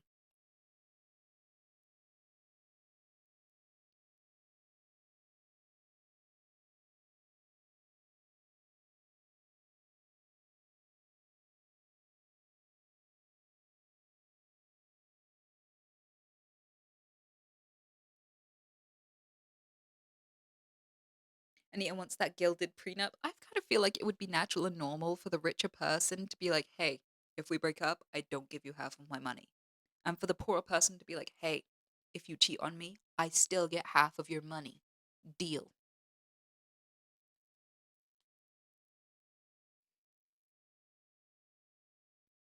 Women initiate most divorces. Yes. But why do you initiate a divorce? Because your partner betrayed you or was shitty or did something that was ruining your life. Like, nobody likes a divorce. Nobody just wants to. Nobody wakes up on a Sunday morning and went, you know what? I'm not busy enough. I have too much stuff. Fuck it. Like, the insinuation that one gender is divorcing more often is also passively the insinuation that the other gender, the one that doesn't divorce as often or initiate divorces as often, is a terrible partner. So I don't know. Like, I don't know what point you're making there. Like, and I would say that even if it was men who initiated divorces more often. Like, if there's one specific demographic that has to leave the relationship more often, it's usually because they're being let down the most often.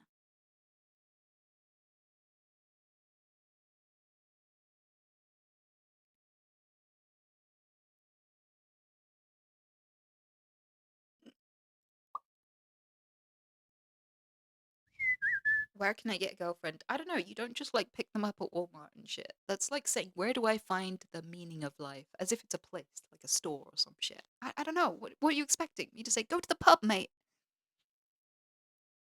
People have found someone that they spent their life with everywhere. I bet you there are even couples who've met in the fucking sewers. Bet you there's probably at least one couple where two people fell in love where they bumped into each other in the sewers. Has to have happened. Everywhere and nowhere, my friend.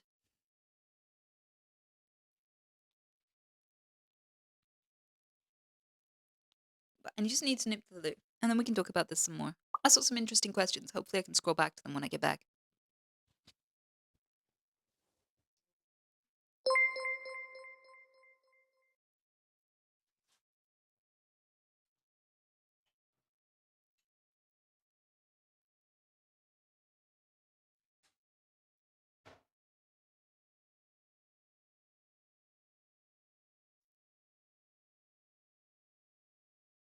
Aquaman.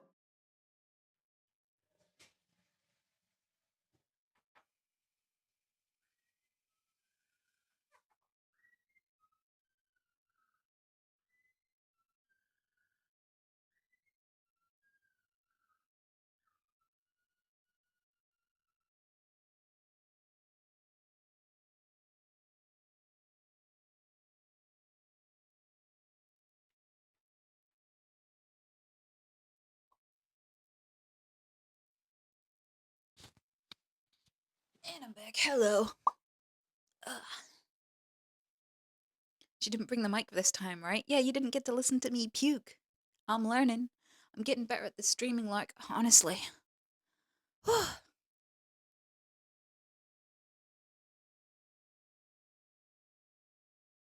She's got some different style I ain't seen before. She's dressed for San Diego for sure.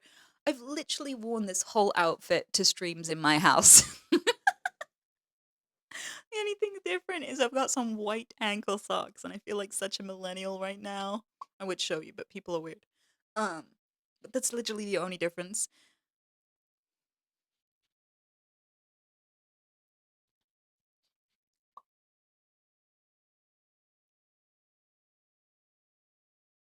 It only took 5 years. I know, right?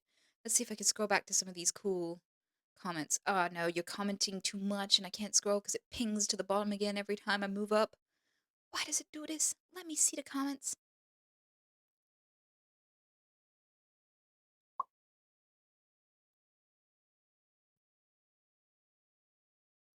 Nope. I guess I've just lost all those comments. Damn it.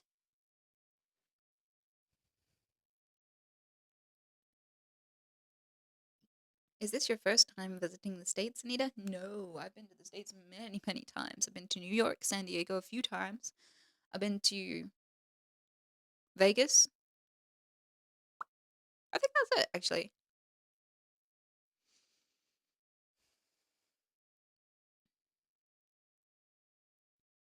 LA and San Diego are two different places, Nia. Oh, I thought one was just in the other. I thought LA was like a big place.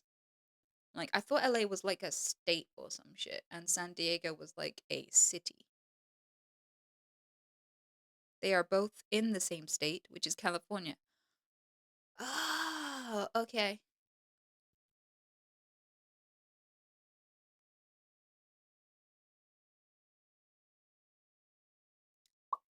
I love the Streamer Awards where you interviewed and sniffed almost everyone sniffer. Yeah, it was quite fun. I actually quite enjoyed interpreting people's scents. You can learn a lot of person by the way they smell.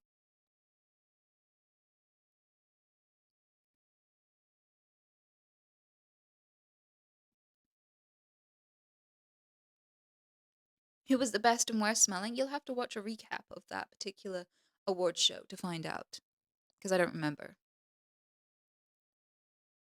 Wait, there's this goth girl who's like there was a goth that I that smelled really good. And there was a guy who did arts and crafts a lot who smelled like arts and crafts, and I didn't know he did arts and crafts, but it made sense. Pretty sure that happened. You said that Wobby smelled like alcohol, probably because I poured it on him. Or that, wait, that actually might have been a separate time. One time I bumped into him, I was like, it's you! And then I leant over to give him a hug, and I just tipped my whole alcohol on his very pretty shoes, and I felt terrible, and he took it really well because he's such a lovely guy. But I think that was a separate time. maybe he was drinking to cope with having. Oh God, I have to see Anita again.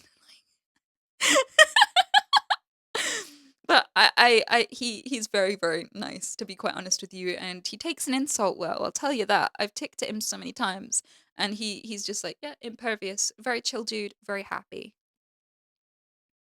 His toes got drunk. Yeah, exactly.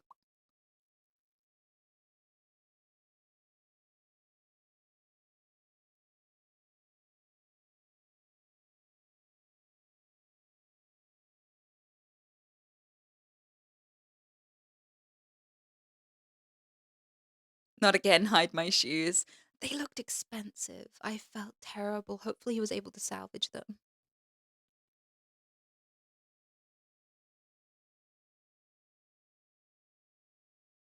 But that wasn't at the award show. That was another time. I can't remember where or when, but I swear it wasn't a dream or anything. One time I saw like Wubby in the wild somewhere, like just IRL, and I ran up and hugged him and poured alcohol on his shoes. Like if I could cringe and over my own actions, if I was the kind of person who lays awake at night like, oh God, then that would probably be one of the moments. Remember that time that you spilled alcohol all over that streamer who was really nice to you? I'd be like, oh no, why'd you have to remind me of that at 7 a.m.? But I don't remember anything, so luckily it makes sleeping a little bit easier.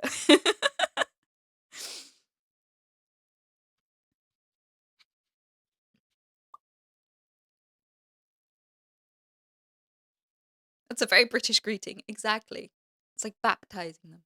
Just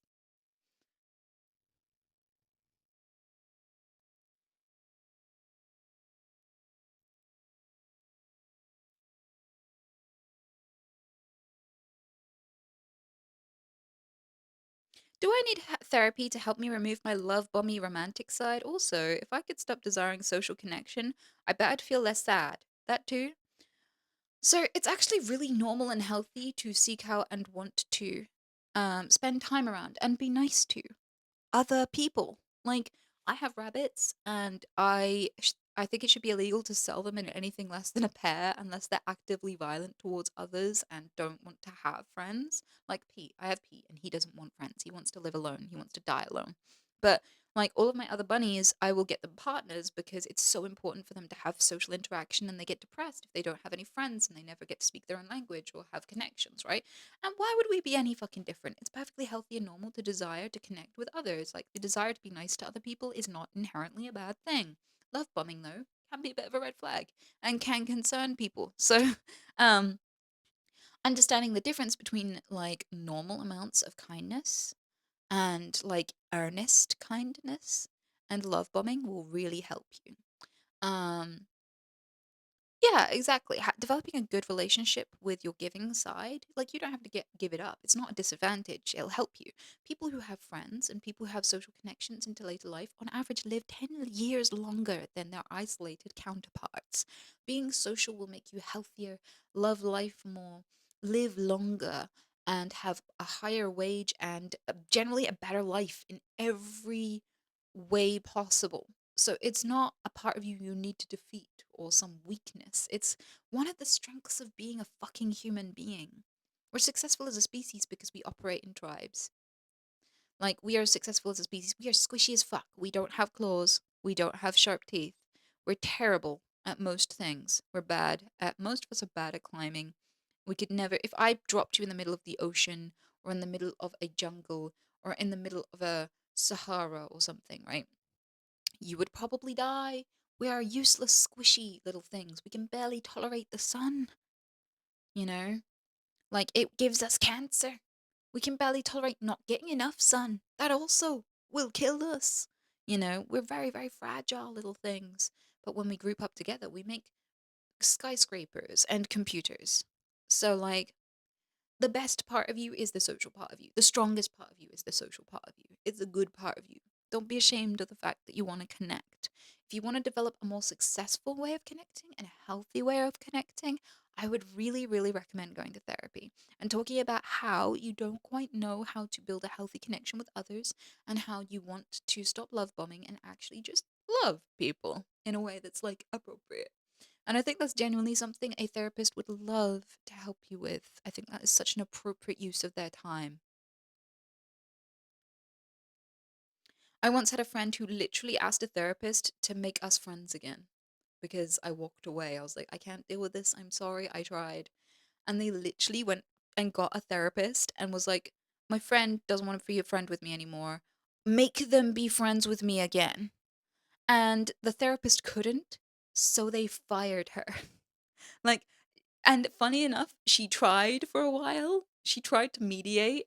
And I didn't have any contact with her or anything. He just showed her all of our messages. And then he started messaging me like, my therapist says this and my therapist says that, trying to triangulate me against him and his therapist. Like like in like a fight in Mortal Kombat where like he taps out and then he starts like swapping between him and his therapist. Like, that's what he did, and funnily enough, it didn't make me want to hang out with him more. Like, I don't know if this is a surprise to any of you, but being told, "Well, my therapist thinks you're a dummy," did not make me like, "Wow, this guy's so cool. Um, I have to see him again." So yeah, um with all of that in mind, I would say like some people go to therapists for the dumbest of reasons. I feel like you wanting to develop a better way of connecting with people because the way you are right now isn't working for you or others. That is such a brilliant thing to bring into a therapy session. That is absolutely what therapy is for. Good luck, you know?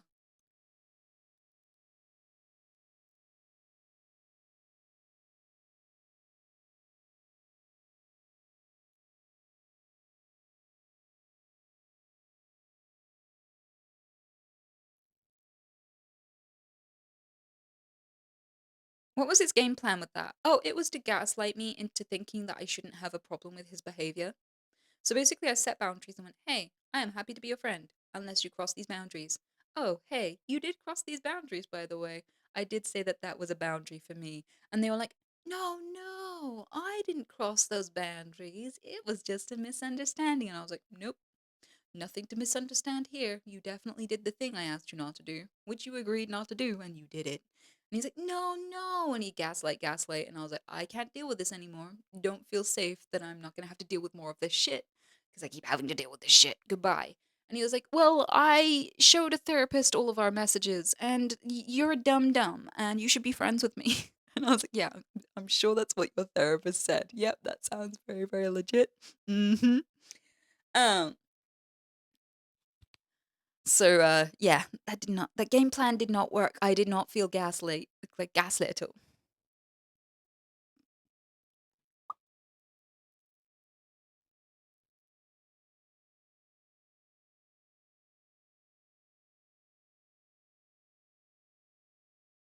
Do you agree that plants are superior? I feel like all organisms on this planet are neither superior or inferior. They are just part of the planet. I kind of feel like life doesn't begin or end, or really, it only started once on this planet. Life started once. And it's been an endless blur of generation upon generation, and we all just contribute to making this earth habitable in different ways. And if you're going to measure it by that standard, humans are the most inferior species on the planet because they can't contribute. They always fucking destroy. They have no longer been able to successfully be part of a um, contributing part of an ecosystem in forever, and it's so bad, right? So with that, I would say I don't really feel like we are inferior or superior, but if I did, we'd be pretty inferior. I know people think we're like the greatest thing to hit this planet, but we're probably gonna die because we're fucking it up so much, right? So for me, I kind of feel like plants aren't superior or inferior, they're just part of everything like us. We're all equal in this, and that the more we contribute, the more everyone gets to live, and that should be the goal.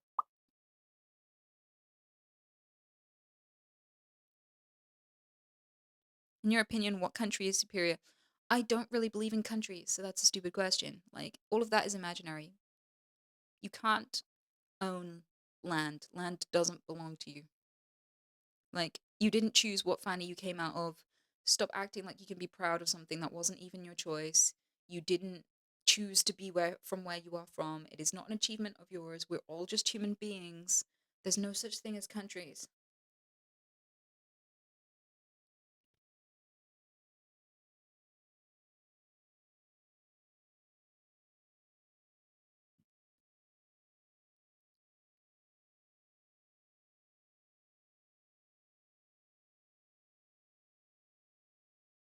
That there is such thing as cultures. Yeah, of course there's cultures. Of course there is. But there's no such thing as countries.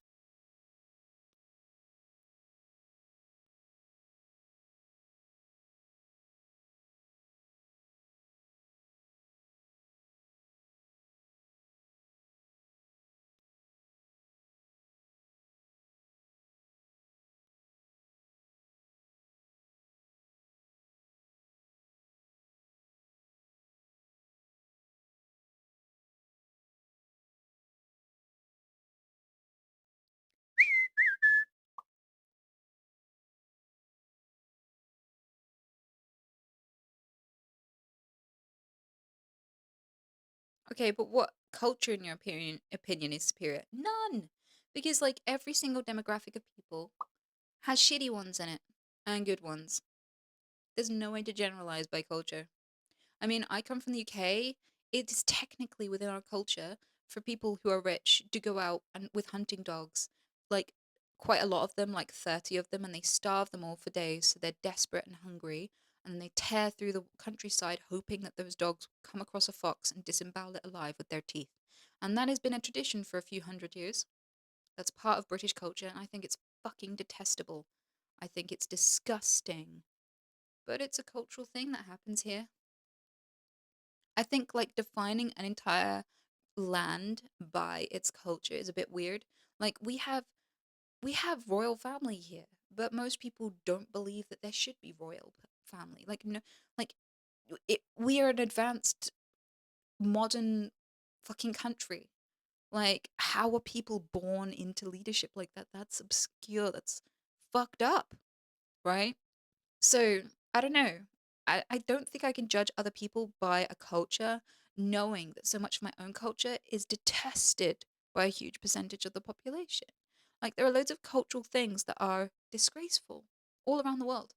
And there are also loads of things that are really amazing and kind and wonderful that people do all around the world. But it's something we have in common with each other. It's not something specific to one culture. So I don't judge any group of people by a culture.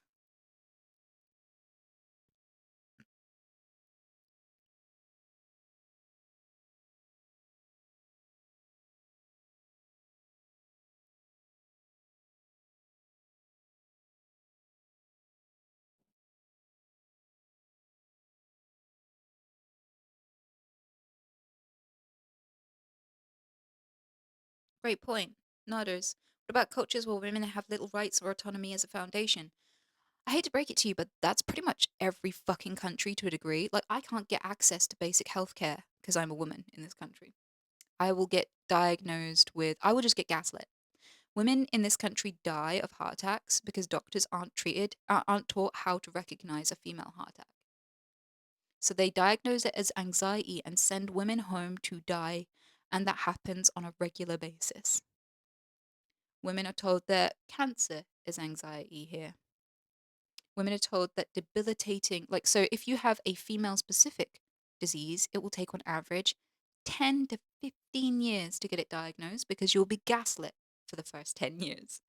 But if a man reports chronic pain, they are more likely to be in A&E by referral within the hour by comparison. So there infrastructurally is a lack of access to healthcare as a woman in this country. It is the norm to have a horrific birth experience because our birthing care in this country is so terrible. It is the norm to have a horrific experience, to be mutilated against your will, to be withheld from access to like pain meds and shit like this, and to have like parts of you cut off when you've explicitly told them no, I don't want them cut, and things like this. Horrible things happen to you, and it's the norm. You can go research that. In the UK, it is more normal to have a horrific experience and to be mistreated while giving birth than it is to have a positive one. Like so many women's rights in this country are not accessible. And this happens all around the world. Like every country that I know of has some rendition of this. There was a scandal recently in one country where they were deliberately marking women down at university so they couldn't get a career as doctors because the people grading them were afraid that if they were allowed to become doctors, that they would quit their career to have children one day. So they marked them down so they couldn't ever become them, causing a disparity between men and women who graduated and could become doctors. Like, this happens all over the world. I'm not going to judge one specific country for doing it when every country is still doing it. Every country is still fucking over women somehow.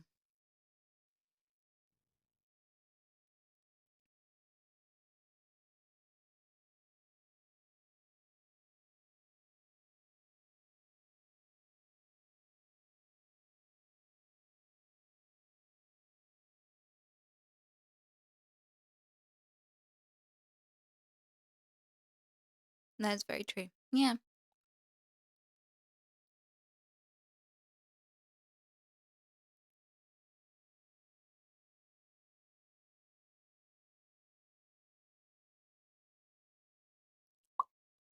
You're still miles ahead better than where you would be if you compared to a woman born in Saudi Arabia or something. The thing is, I'm really doubtful of people who tell me this because in this country, people go, you should be grateful that things are only this bad. You should be grateful that you're so free. If I ever complain that things need to get better still, if I'm like, we could improve this or that, they're like, no, no, you should be grateful. This is amazing. And they go, you could have been born somewhere else, like in this country or that country, and it'd be terrible for you. You're so free. Don't you dare complain. And what I learned recently, because I have access to the internet, is in the countries that are used as those examples, the women there are told, you should be grateful. When you complain about how bad things are here, you should be grateful. In the West, you'd have to have everything on show. On the West, they'd force you to wear bikinis every day in public. In the West, this would happen to you, that would happen to you. Like, and they do it in every other country.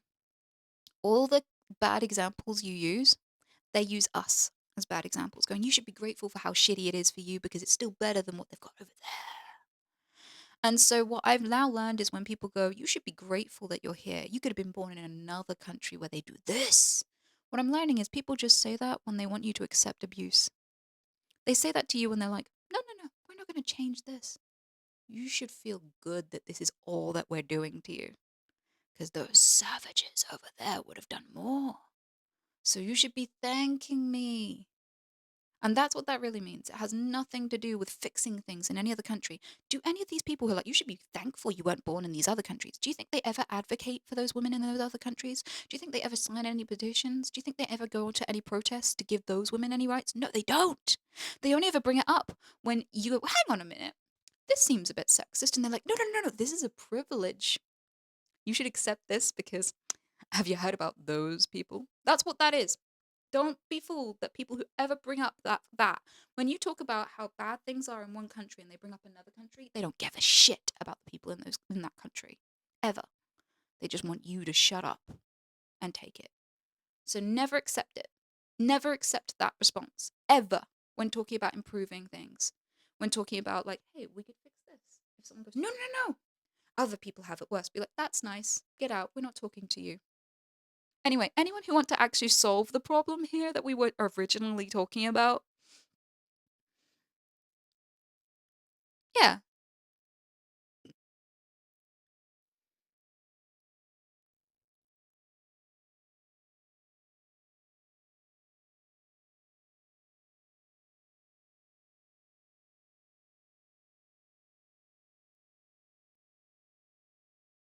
Also, never trust anyone who goes, you should be grateful we're only treating you this badly.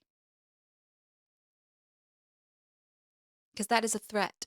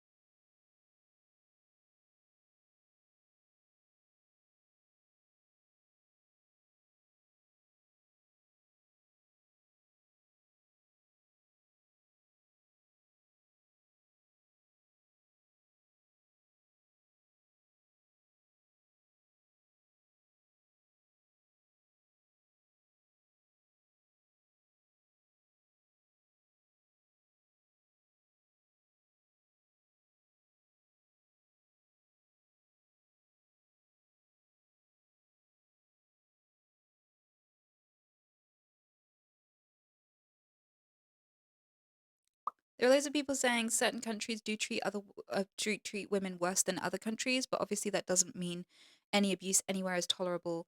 I kind of feel like if someone only brings up and is only concerned about how women are treated in other countries, and when they're telling you to shut up, they don't care about any women in any countries. I feel like if I say, "Hey, we could use some actual genuine access to healthcare here because people are dying," and you go, "Well, what about other countries?" It's like, have you done anything for those other countries? No. So why are you changing the subject? Why is this suddenly only a concern for you now? Right? Because that's incredibly suspicious.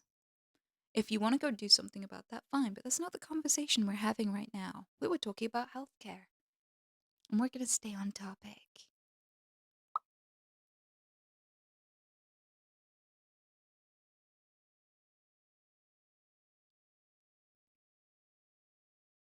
You look so different from the first time I saw you. Interestingly enough, I learned that people look a lot like their names. Like, you can look at someone and go, "You look like a Gary," to the point where AI will literally be able to, with better accuracy than a coin toss, guess from pictures of people what their name is. And you know what I mean, right? Like, sometimes you'll see someone and you'll be like, "You look like a Jason. You look like a Beth." Like, some people just look like a certain name, right? So, interestingly enough, if you name someone a new name, their face shape and stuff will actually change over time. So we used to question like, so do people look like a name? Because from like what happens first, the chicken or the egg? Does the name make you look a certain way, or do you look a certain way? Oh, sorry. Or do you look a certain way when you have a certain name, right? So like, do you look like Bill because I called you Bill and everyone treats you like a Bill? Or do you look like Bill because the kind of person that I am as a parent would name you Bill, and it's the parenting and environment that made you a Bill? What is it? What? Well, it turns out if you change someone's name, their look changes over time. So I don't know, but like when I Google Anita, I see a lot of women with brown eyes, brown hair, and my face shape and skin color. I used to be paler. I used to I used to have a different face shape. I used to wear different clothes. Like my it's not just what I wear and how I act. Like my physical appearance has changed. So what this has taught me is I need to go and look at all of the hottest women on the planet, get a national average for what names they have, and go to the registry and change it.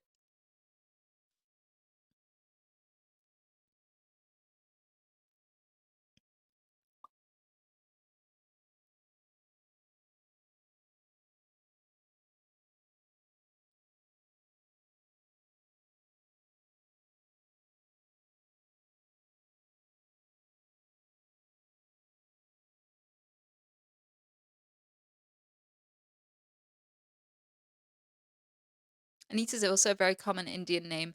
Everyone keeps saying that, but there are Anitas from everywhere in the world. I don't know why, but like when people from India come into my chat, they're like, are you Indian?" Anita's an Indian name, even though like it's also a Russian name, an American name, a UK name. Like there are places all around the world where Anita is a common name, but for some reason, India's the only one who specifically thinks that it's theirs and theirs alone.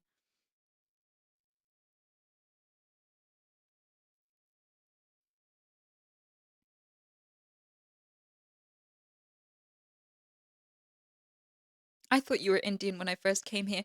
I know, I'm gonna take it as a compliment. Because quite a lot of Indian people think that I'm Indian for some reason. I don't have a speck of Indian blood at all. I don't think there'd be anything wrong with if I did, but no. I am like 43% uh African or something. And then the rest is mostly British, but it's got specks from all over the place, like Europe and stuff.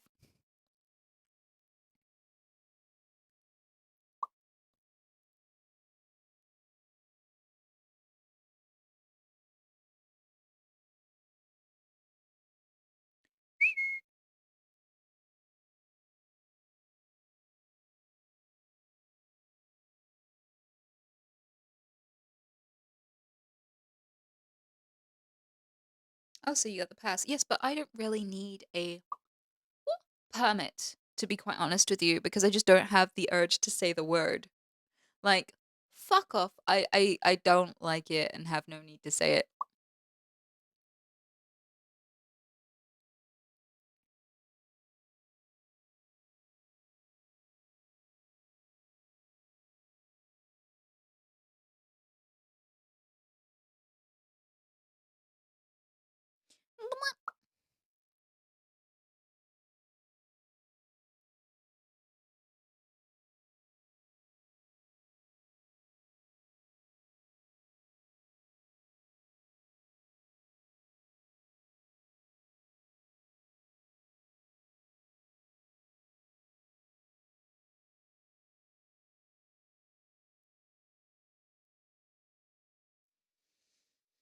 Hmm.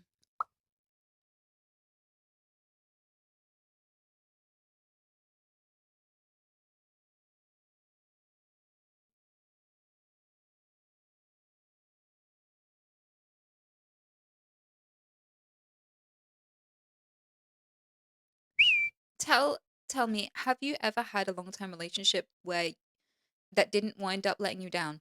I kind of feel like you will be let down by humans if you let them into your life, because people let themselves down. Like, you might promise yourself you're not going to have another drink and then have another six one day. You might tell yourself you're going to lose weight before this thing, but you end up gaining weight because you eat a bunch of stuff instead. You might tell yourself that this year is going to be different. I'm going to exercise. New year, new me, new gym membership. Most humans let themselves down. If they can't be perfect for themselves, they're definitely not going to be perfect for you.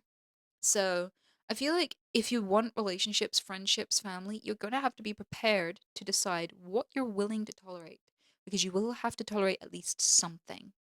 So set your boundaries, decide what is intolerable for you, what is tolerable, and stick to it. And what that means is every partner you ever have will let you down somehow. You just have to decide your limit. Um, and with me, like, my limit is things like cheating, abuse, that sort of thing. So that's where I draw the line. That's where I'll end it.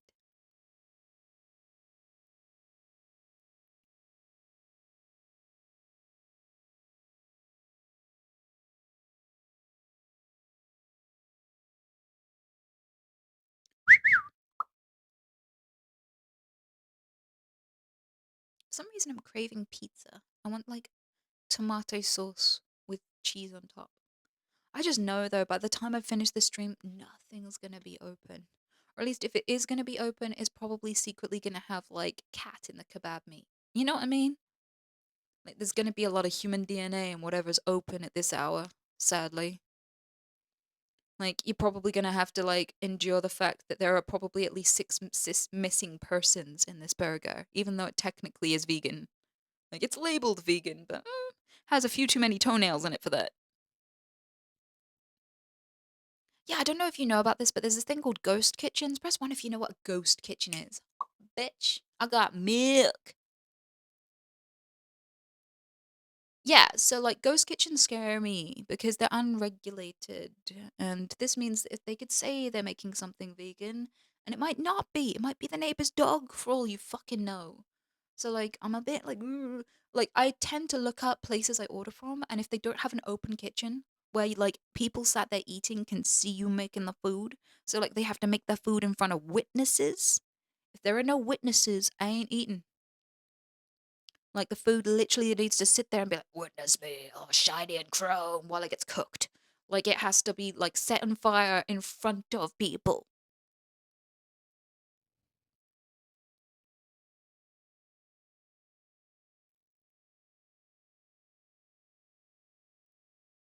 Very fair call, dude. Exactly. Exactly. Sounds medieval. Yeah, I like my food. I like to go back down to the basics, to be quite honest with you.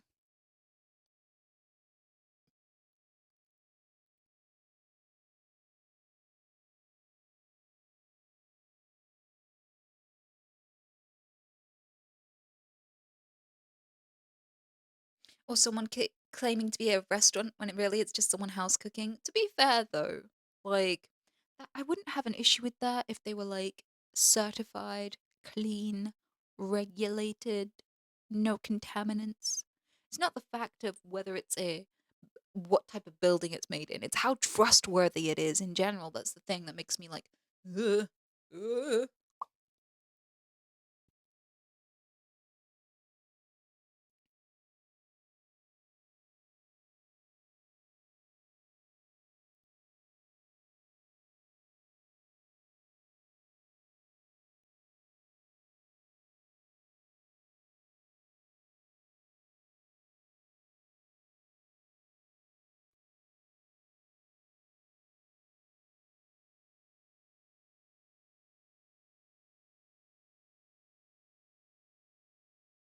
So surely Domino's and Pizza Hut would be okay. Isn't Pizza Hut the one that's like in the Stone Age when it comes to vegan shit? Where they're like, here's a lettuce leaf with some black pepper. Enjoy. Like, they don't even do like vegan cheese yet on pizza. It's like, it's not a pizza if it doesn't have cheese. I'm sorry. You're just serving toast. You're just serving tomato on toast.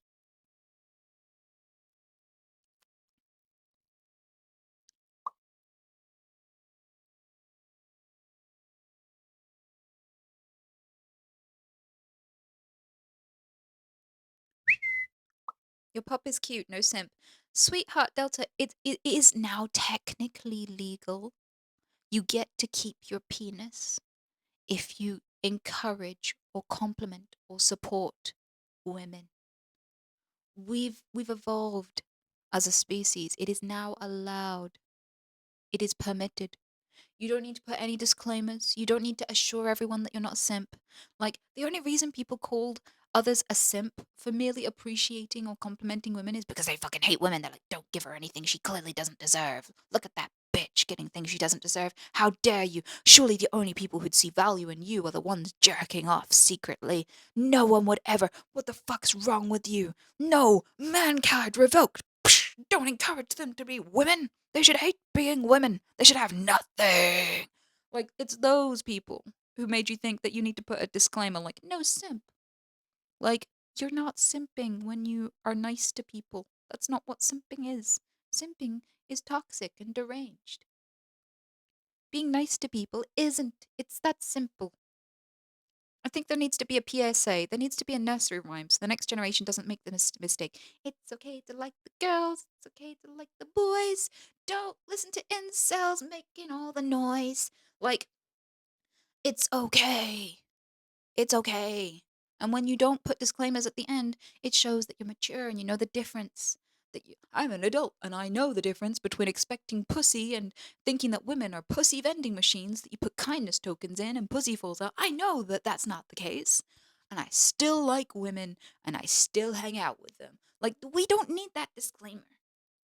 It's 2024, I think. I'm bad with time, but I'm pretty sure it's 2024 and we don't need that now. It's okay.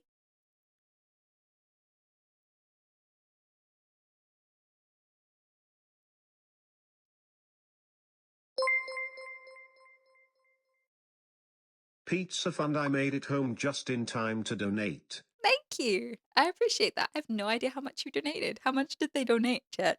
Can you tell me? My laptop doesn't have the alerts. I'm so sad.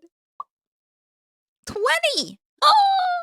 Thank you so much. That's so cool. I can literally actually buy some food after with that. That will actually buy a meal in the UK. I mean, I might also have to chuck in an arm and a firstborn child, but like that'll get me something.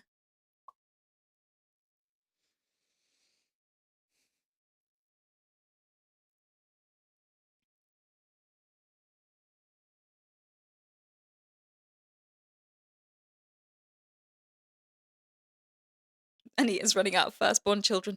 I have the equipment to make more. You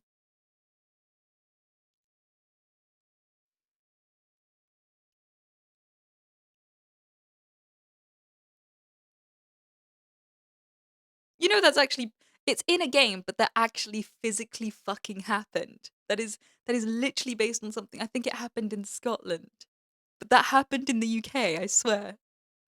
Yes, that is an actual historical moment they're referencing. I'm referencing a game referencing a crazy ass lady. She's royalty, and she literally did flash her lady parts. She wasn't wearing underwear. They didn't wear knickers back then. She literally flashed them off and went, I have the instrument to make more. Take my children. You think I care?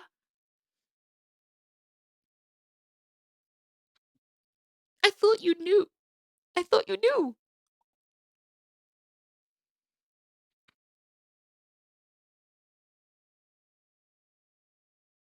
Average British experience. Honestly, like my taxi driver, one of the things I love is accents. And I had a very Irish taxi driver today. Got all excited. Oh, where's that accent from? You sound unique. And he was like, yeah, I come from here and I've been here for this many years. And we asked about each other for a bit. And I turned to a friend of mine I was traveling with, and I was like, you know what? Because he was like, "Oh yeah, I pick up some interesting fellas, the stories I hear." And I was like, I know. Taxi drivers can be interesting too. I was in LA once, and my taxi driver was a dominatrix, and he was like, "A what? A what?" And I turned to my friend. I was like, "You remember me telling you about the dominatrix who gave me loads of business advice?" And my taxi driver was so intrigued. So I had to explain about the whole, like, yeah, I was really, really drunk and hungover, and my PA had arranged the tickets and everything, was waiting for me at the airport, and I was just trying not to puke on the way because I got so drunk the night before.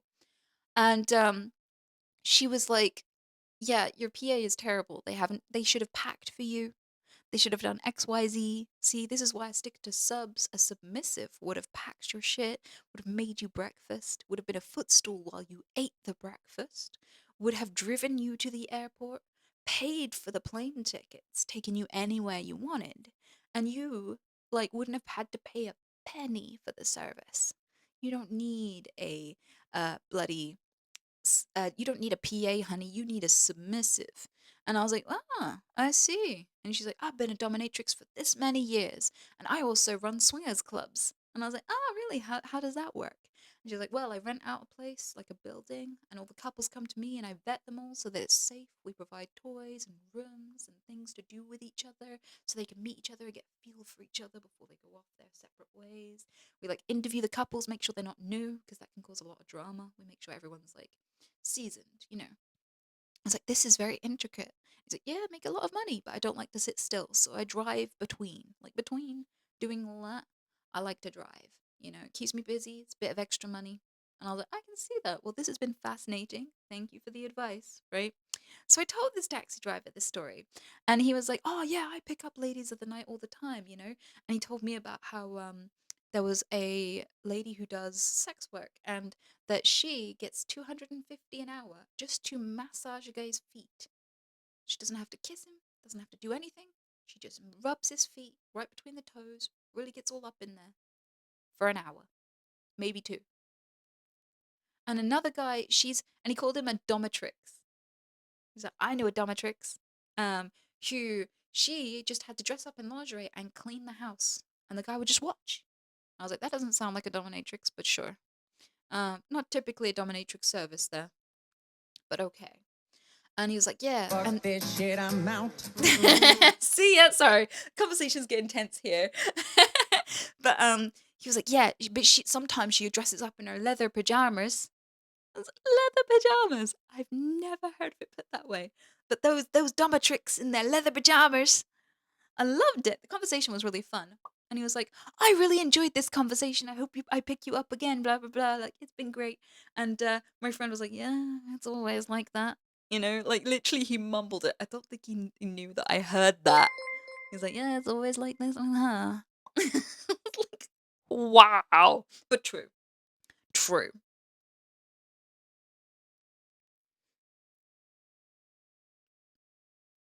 But how is that comfy? What, leather pajamas? I wouldn't know. I don't have any. Man, I'd massage a guy's feet for $200. Well, there's extra work. People think it's easy, right? But when your work is your when you do sex work, you also have to be pretty. And the thing is, people are really endlessly annoyed with the female form. Like I would know because I'll sit here and depending on my posture and things, people go, oh, "You've gained weight. I hate that. You should exercise." and then I'll lean in a different direction. They'll be like, oh, I haven't seen you in ages and you lost weight. I'll wear slightly different makeup and they'll be like, I love your makeup today. And I'll wear different makeup and they'll I fucking hate your makeup. Why are you wearing makeup? You never used to wear makeup before. It's disgusting. Get that off your face now. So like it's people are very annoyed easily with very minor things about you. And when they're gonna see your whole body, that means waxing your asshole, bleaching your asshole, washing like the inside of your asshole. It means getting surgeries. Liposuction is not just a suck what a fat bye. It is your body has been torn apart inside and you will ache and not be able to move or wash yourself by yourself for at least 2 months. Kind of agony. You will be living off painkillers and soup.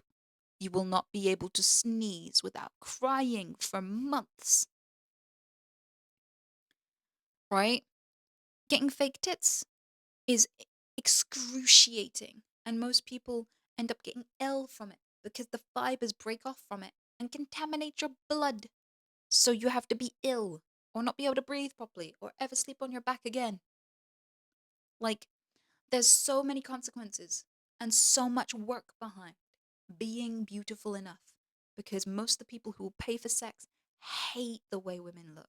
They don't know it, but they hate it. So they need you to bleach, pluck, rip, tuck, cut, and do 1,000 fucking things. Then there's makeup and hair, nails, all of this shit.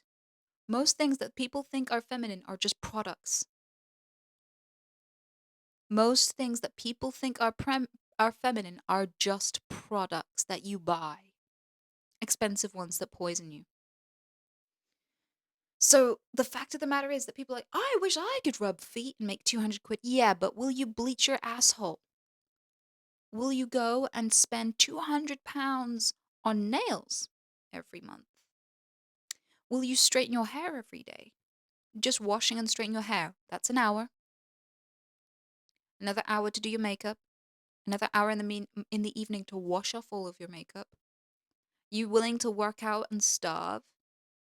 Because even though it's a secondary sex characteristic to store a lot of fat, this generation hates fat. So you're going to have to like starve all the time because you're genetically predisposed to survive famine. So you store fat. It's like a sex characteristic of women. They have more fat. So you're going to always be hungry, my dude. So your work never ends because you not eating is part of your work. Like, you think that it's easy. I wish I was hot because then I could get free drinks. And I wish I was hot and I was a girl and I could just like show a picture of my feet and get thousands. It's like fuck would you work that hard? That work never ends. It's every day and you devalue. Like, as you get older, you depreciate in value and you have to sell your work for less and less money the more experienced you are. It's the complete inverse in any other line of work. You are committing to a job that will be ungrateful, where people will hate you for supplying one of the most in demand products on the planet. So the same people buying from you will fucking hate you and make you feel unsafe every day. And you will have to be so tight with your security or you'll die and no one will look into your death because policemen hate sex workers. They think if you die, you deserved it. So you've got no protection and suddenly everyone wants to kill you for the thing they asked you to make. So I don't know. I think it's a bit more. I think the premium price there is not just for the feet rubbing. And honestly, I think that's underpaying.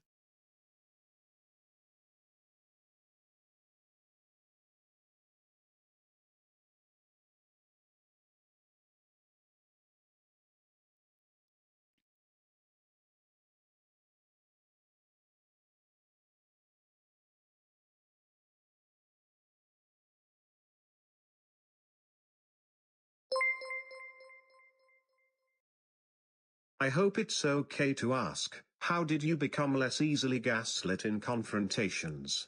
I want to work on being more direct and have boundaries, but I'm so easy to gaslight and I always end up feeling like I'm in the wrong. It's hard in he said she said situations. Because no matter what and no matter what was said, no matter what was done, you have the right to feel whatever the fuck you want. Whether it's reasonable or not, You're allowed to go, this makes me uncomfortable. I don't like this situation. No. You don't have to justify it. Was one of the biggest lessons I learned is if you feel like you might be getting cheated on and you don't have any trust anymore, even if you can't prove it, even if they gaslight you and go, you're going crazy. You don't have to justify it because you're no longer enjoying the relationship. Doesn't matter why. You're not having fun anymore. You're supposed to enjoy being in this relationship. I'm sorry, I don't trust you anymore. Goodbye. When you own what you feel, you're allowed to walk away whether or not you can prove or justify it whatsoever. I don't have to prove that I'm hungry to deserve to eat. I don't have to prove that I'm tired to take a nap. And I don't have to prove that I'm uncomfortable to walk away. I don't have to prove that you're untrustworthy to take care around you.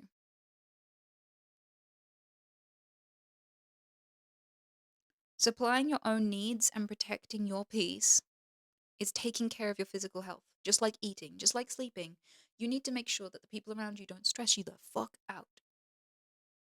And if you just didn't like someone, it would be perfectly reasonable to just be like, I don't hang out with them. I don't really like them. That you wouldn't even need to explain it or justify it. You wouldn't. No one would be like, what the fuck? You have to like this person. They give to charity and shit. You have to like them. Go and hang out with them right now. That would be weird and unreasonable, right? You don't owe your time to people who don't enrich your life. So that's part of it. Also, if people keep gaslighting you, just record them.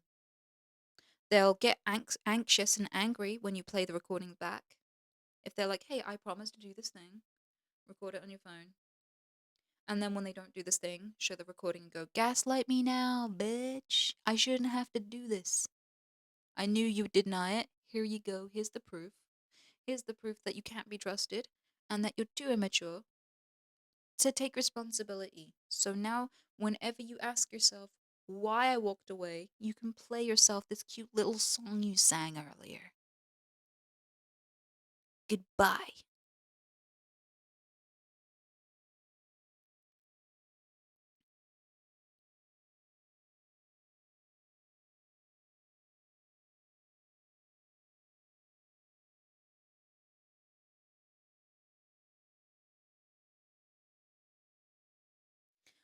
I thought about recording, but I thought that would be seen as neurotic and crazy. Well, then, if you feel like that would be neurotic and crazy, get them to write it down. So I had an ex who would gaslight me all the time, and one of the things I did was I was like, "You agreed to do the dishes. Can you write it down?" And they'd be like, "No, what the fuck? Why would I write it down? I'll remember."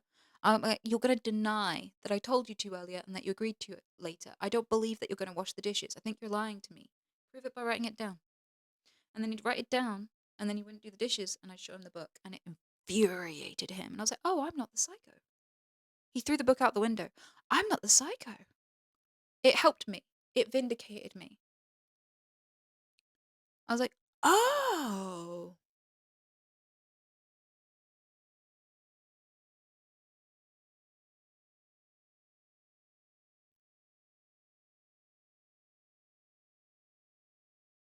Because you got to remember as well that gaslighting is neurotic in itself.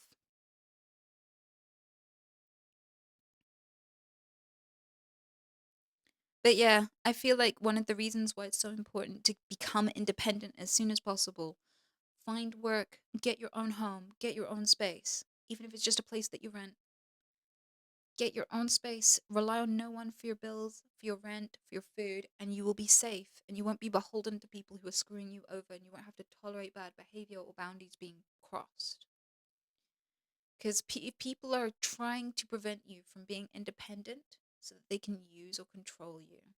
They will sabotage your ability to get a job. They will sabotage your ability to make friends.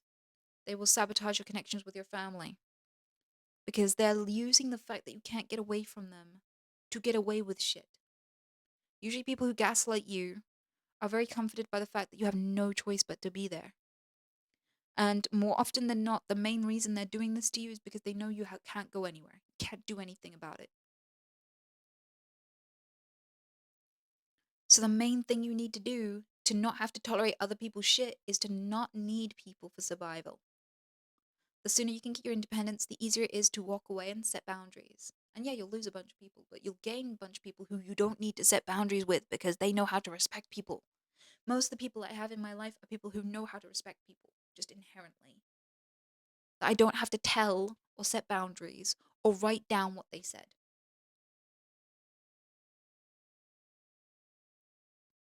So now I'm very relaxed, and being with people is so easy and fun now. There are so many people who think they're introverts because they're around exhausting people,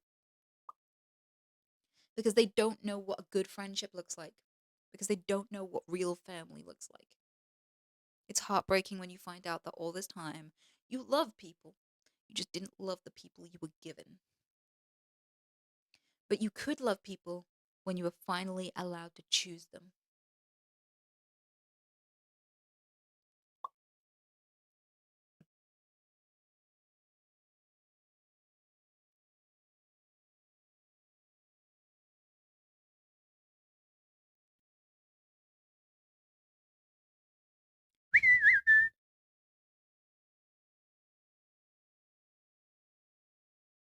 So don't let people steal your love of people and life and steal your joy and make you afraid.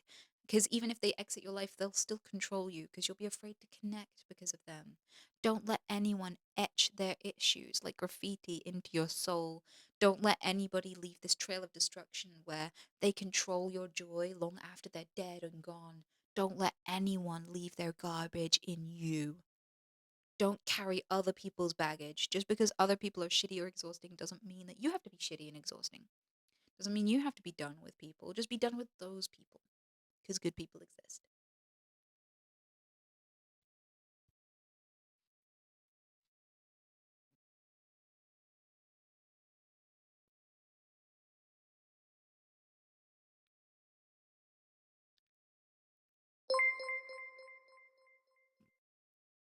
Here's £10 that might get you a single drinker to airport. Thank you. Um, I have forgotten the entirety of my airport plans, but at least now I know there's gonna be a drink in it.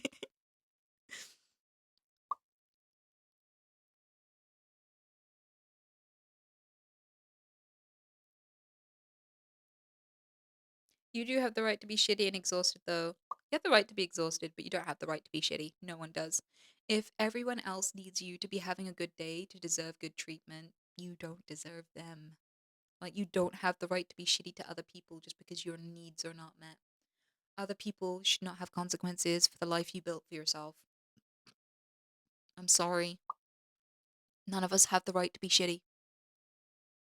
If you've ever had anyone in your life that's been horrible to you, and people have been like, you need to get rid of that one. And you're like, no, no, you don't understand. They just had a bad day. That's even worse. Because you didn't do anything to deserve this. They just need to be having a good day to treat anyone properly. If they have consequences, they want everyone else to have consequences. That is deranged. That is unacceptable. Put them in the bin. Anyone who needs to have a good day to respect you doesn't respect you. Because that means they have to try. And when they're emotionally exhausted, they can't be fucked to try to treat you like a human being. Normal human beings that function in society and have empathy and are worth being friends with and worth loving don't have to try to respect you. They will treat you like a human being no matter what kind of day they're going through. I've met these people, they exist. Can vouch. There are people in my life that have never treated me badly just because they've had a bad day. In over 10 years. You deserve that kind of friend. Dump anyone who can't be that. No one has the right to be shitty.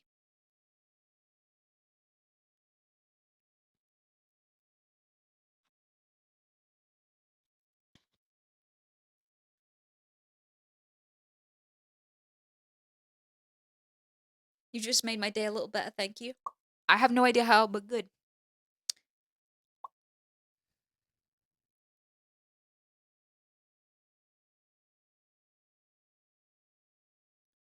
Shut up.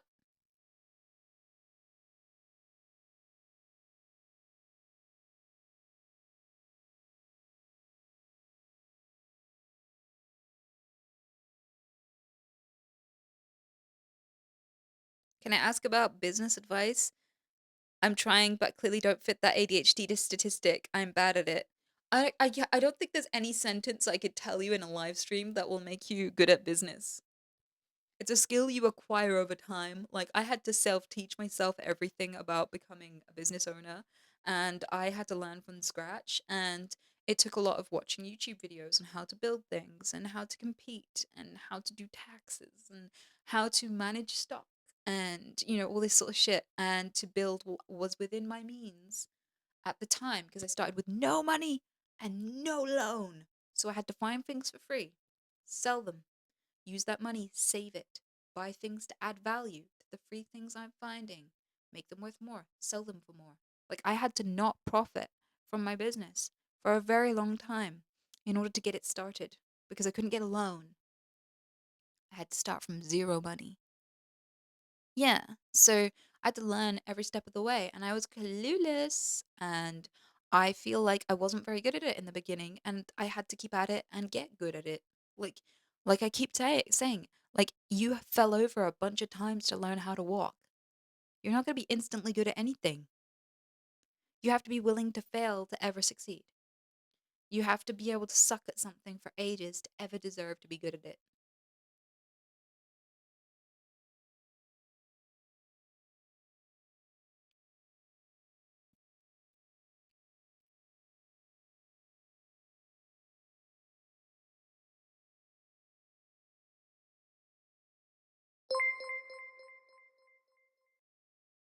Imagine donating to a streamer. I would never. How much was that? I can't tell how much people are donating. That was 5. Thanks for the 5, sweetheart. I appreciate it. I appreciate the $5 and a lie.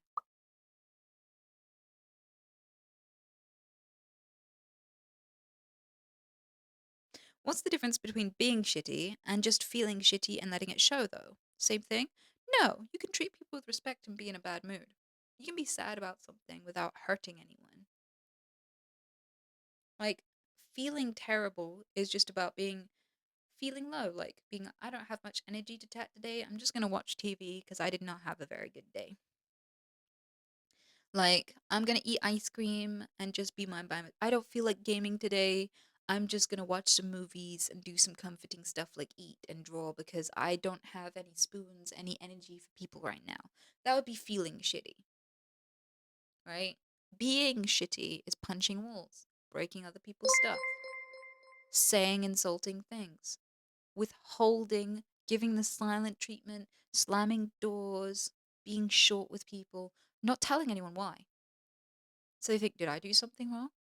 Like making other people feel guilt for your behavior would be being shitty. Feeling shitty is just a feeling. It doesn't have any consequences for anyone else. That is the difference. Being shitty is when you make your feelings have consequences for other people. Feeling shitty is just a feeling. You're allowed to feel shitty when shitty things happen.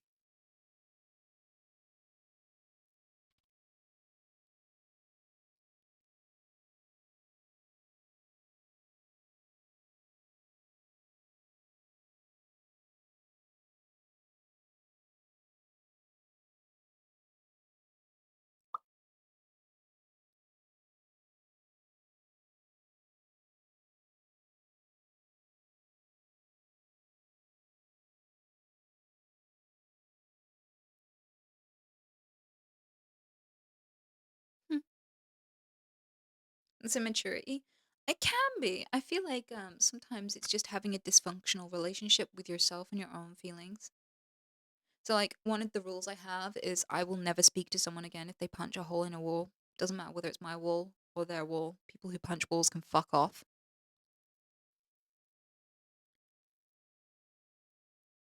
Yeah, no wall punches. Because usually it's dysfunctional behavior. It is being destructive because you don't know how to deal with your own emotions. And people who destroy externally rather than process internally are dangerous.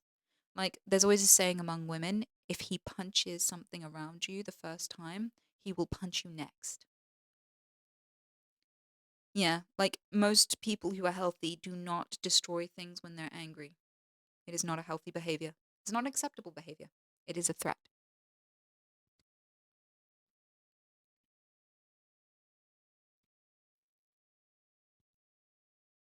Also, I just don't want my shit trashed if they're having a bad day.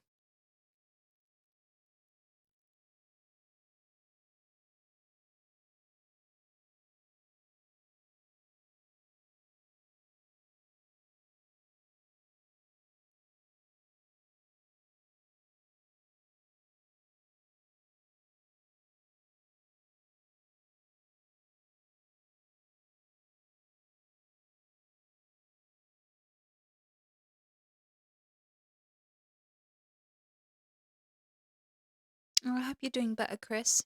I'm sorry about that.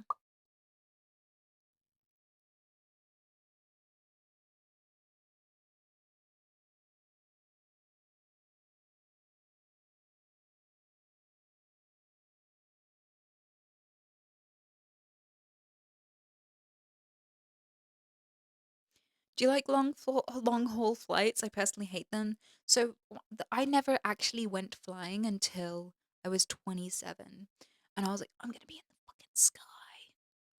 I was so excited. My friend had been on a plane a few times. He did not give a shit. The person I traveled with the first time I went was like, "Yep, there's the sky again." I'm like, "No, there are geese. No, there are birds. No, there's the sea. There's mountains. I've never seen fucking mountains in my life." You know? There was so much to see out that window.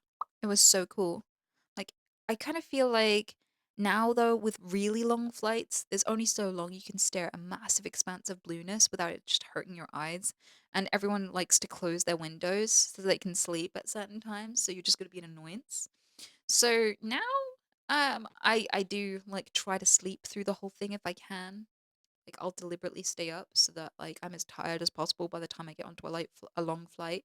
So I can just like dribble for a bit, look out the window, dribble for a bit, look out the window, dribble, sleep, dribble, have some gas, hold it because you don't want to fart in an enclosed space, wake up, no longer needing to fart, terrified. Did you hear that? I'm so scared. And then dribble a bit and fall asleep again and arrive and be like, I'm not ready. I want more sleep. Can't we travel to a new country tomorrow? Roll over with the blanket.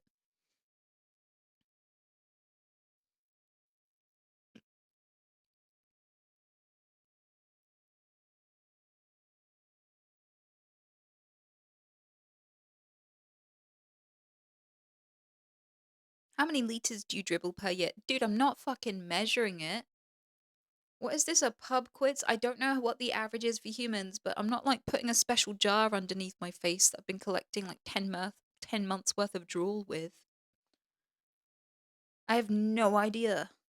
What am I supposed to know? Are we supposed to know? I don't even know how many toenail clippings I produce.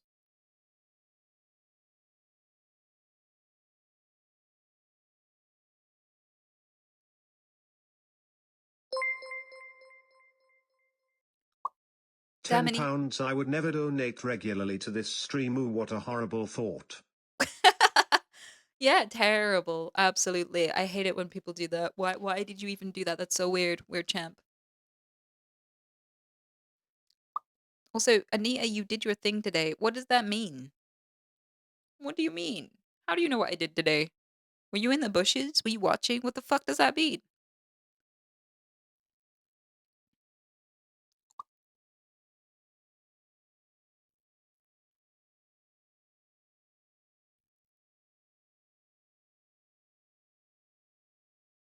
Has anyone ever tried those fart resistant undies? But aren't all undies fart resistant? Indian street shitter? Really? That's your name? Thank you for the sub. It was almost worth having to read out your name. What the fuck?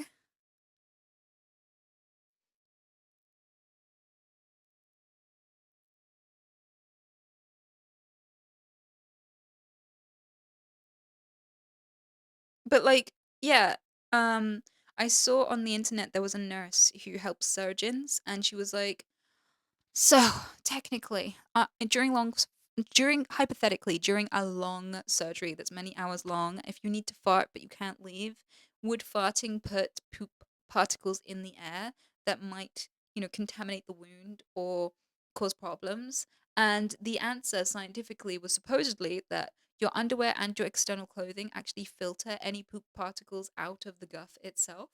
So you don't have to worry about that because the particles do not get through the clothing. And now we know.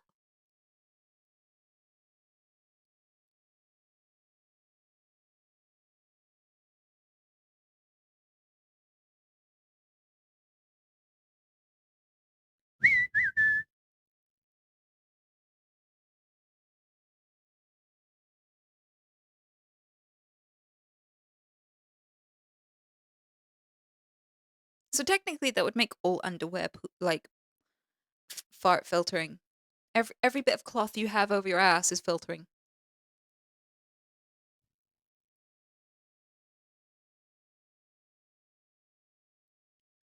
Why does everyone ask me about astrology? Why?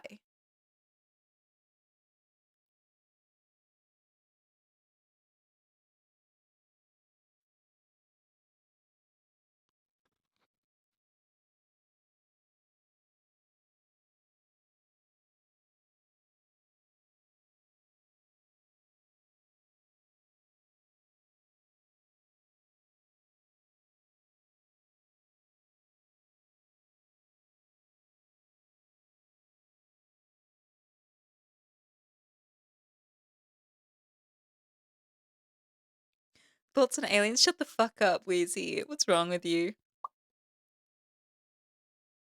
Huh.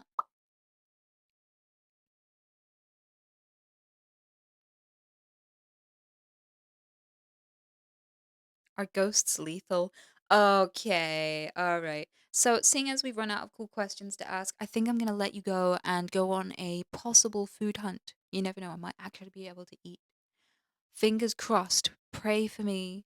I will see you again, but I don't know when. The stream schedule is going to be crazy from here on out because, I'm going to be traveling. I want to hang out with you though. I do. I left my good tripod at home. I had intended to do some like streaming out in the streets, probably won't happen now because I had to buy a replacement one. It weighs more than me. There's no way I'm holding that up all the way up and down town walking around with it. So I don't know if there'll be any walking around, but we'll see. We'll see. We'll see. Um and I will We hope hopefully. you have the best time in San Diego for TwitchCon. You always have a great time at the cons and you help make it a great time for others too, as so many people want to meet you. We're not Thank surprised your meet and greet filled out again. you. Safe travels. Thanks. I appreciate that, sweetheart. You have a really awesome evening. And I will see you later. I don't actually know how to hang up on my laptop. Oh yeah, I do. Bye.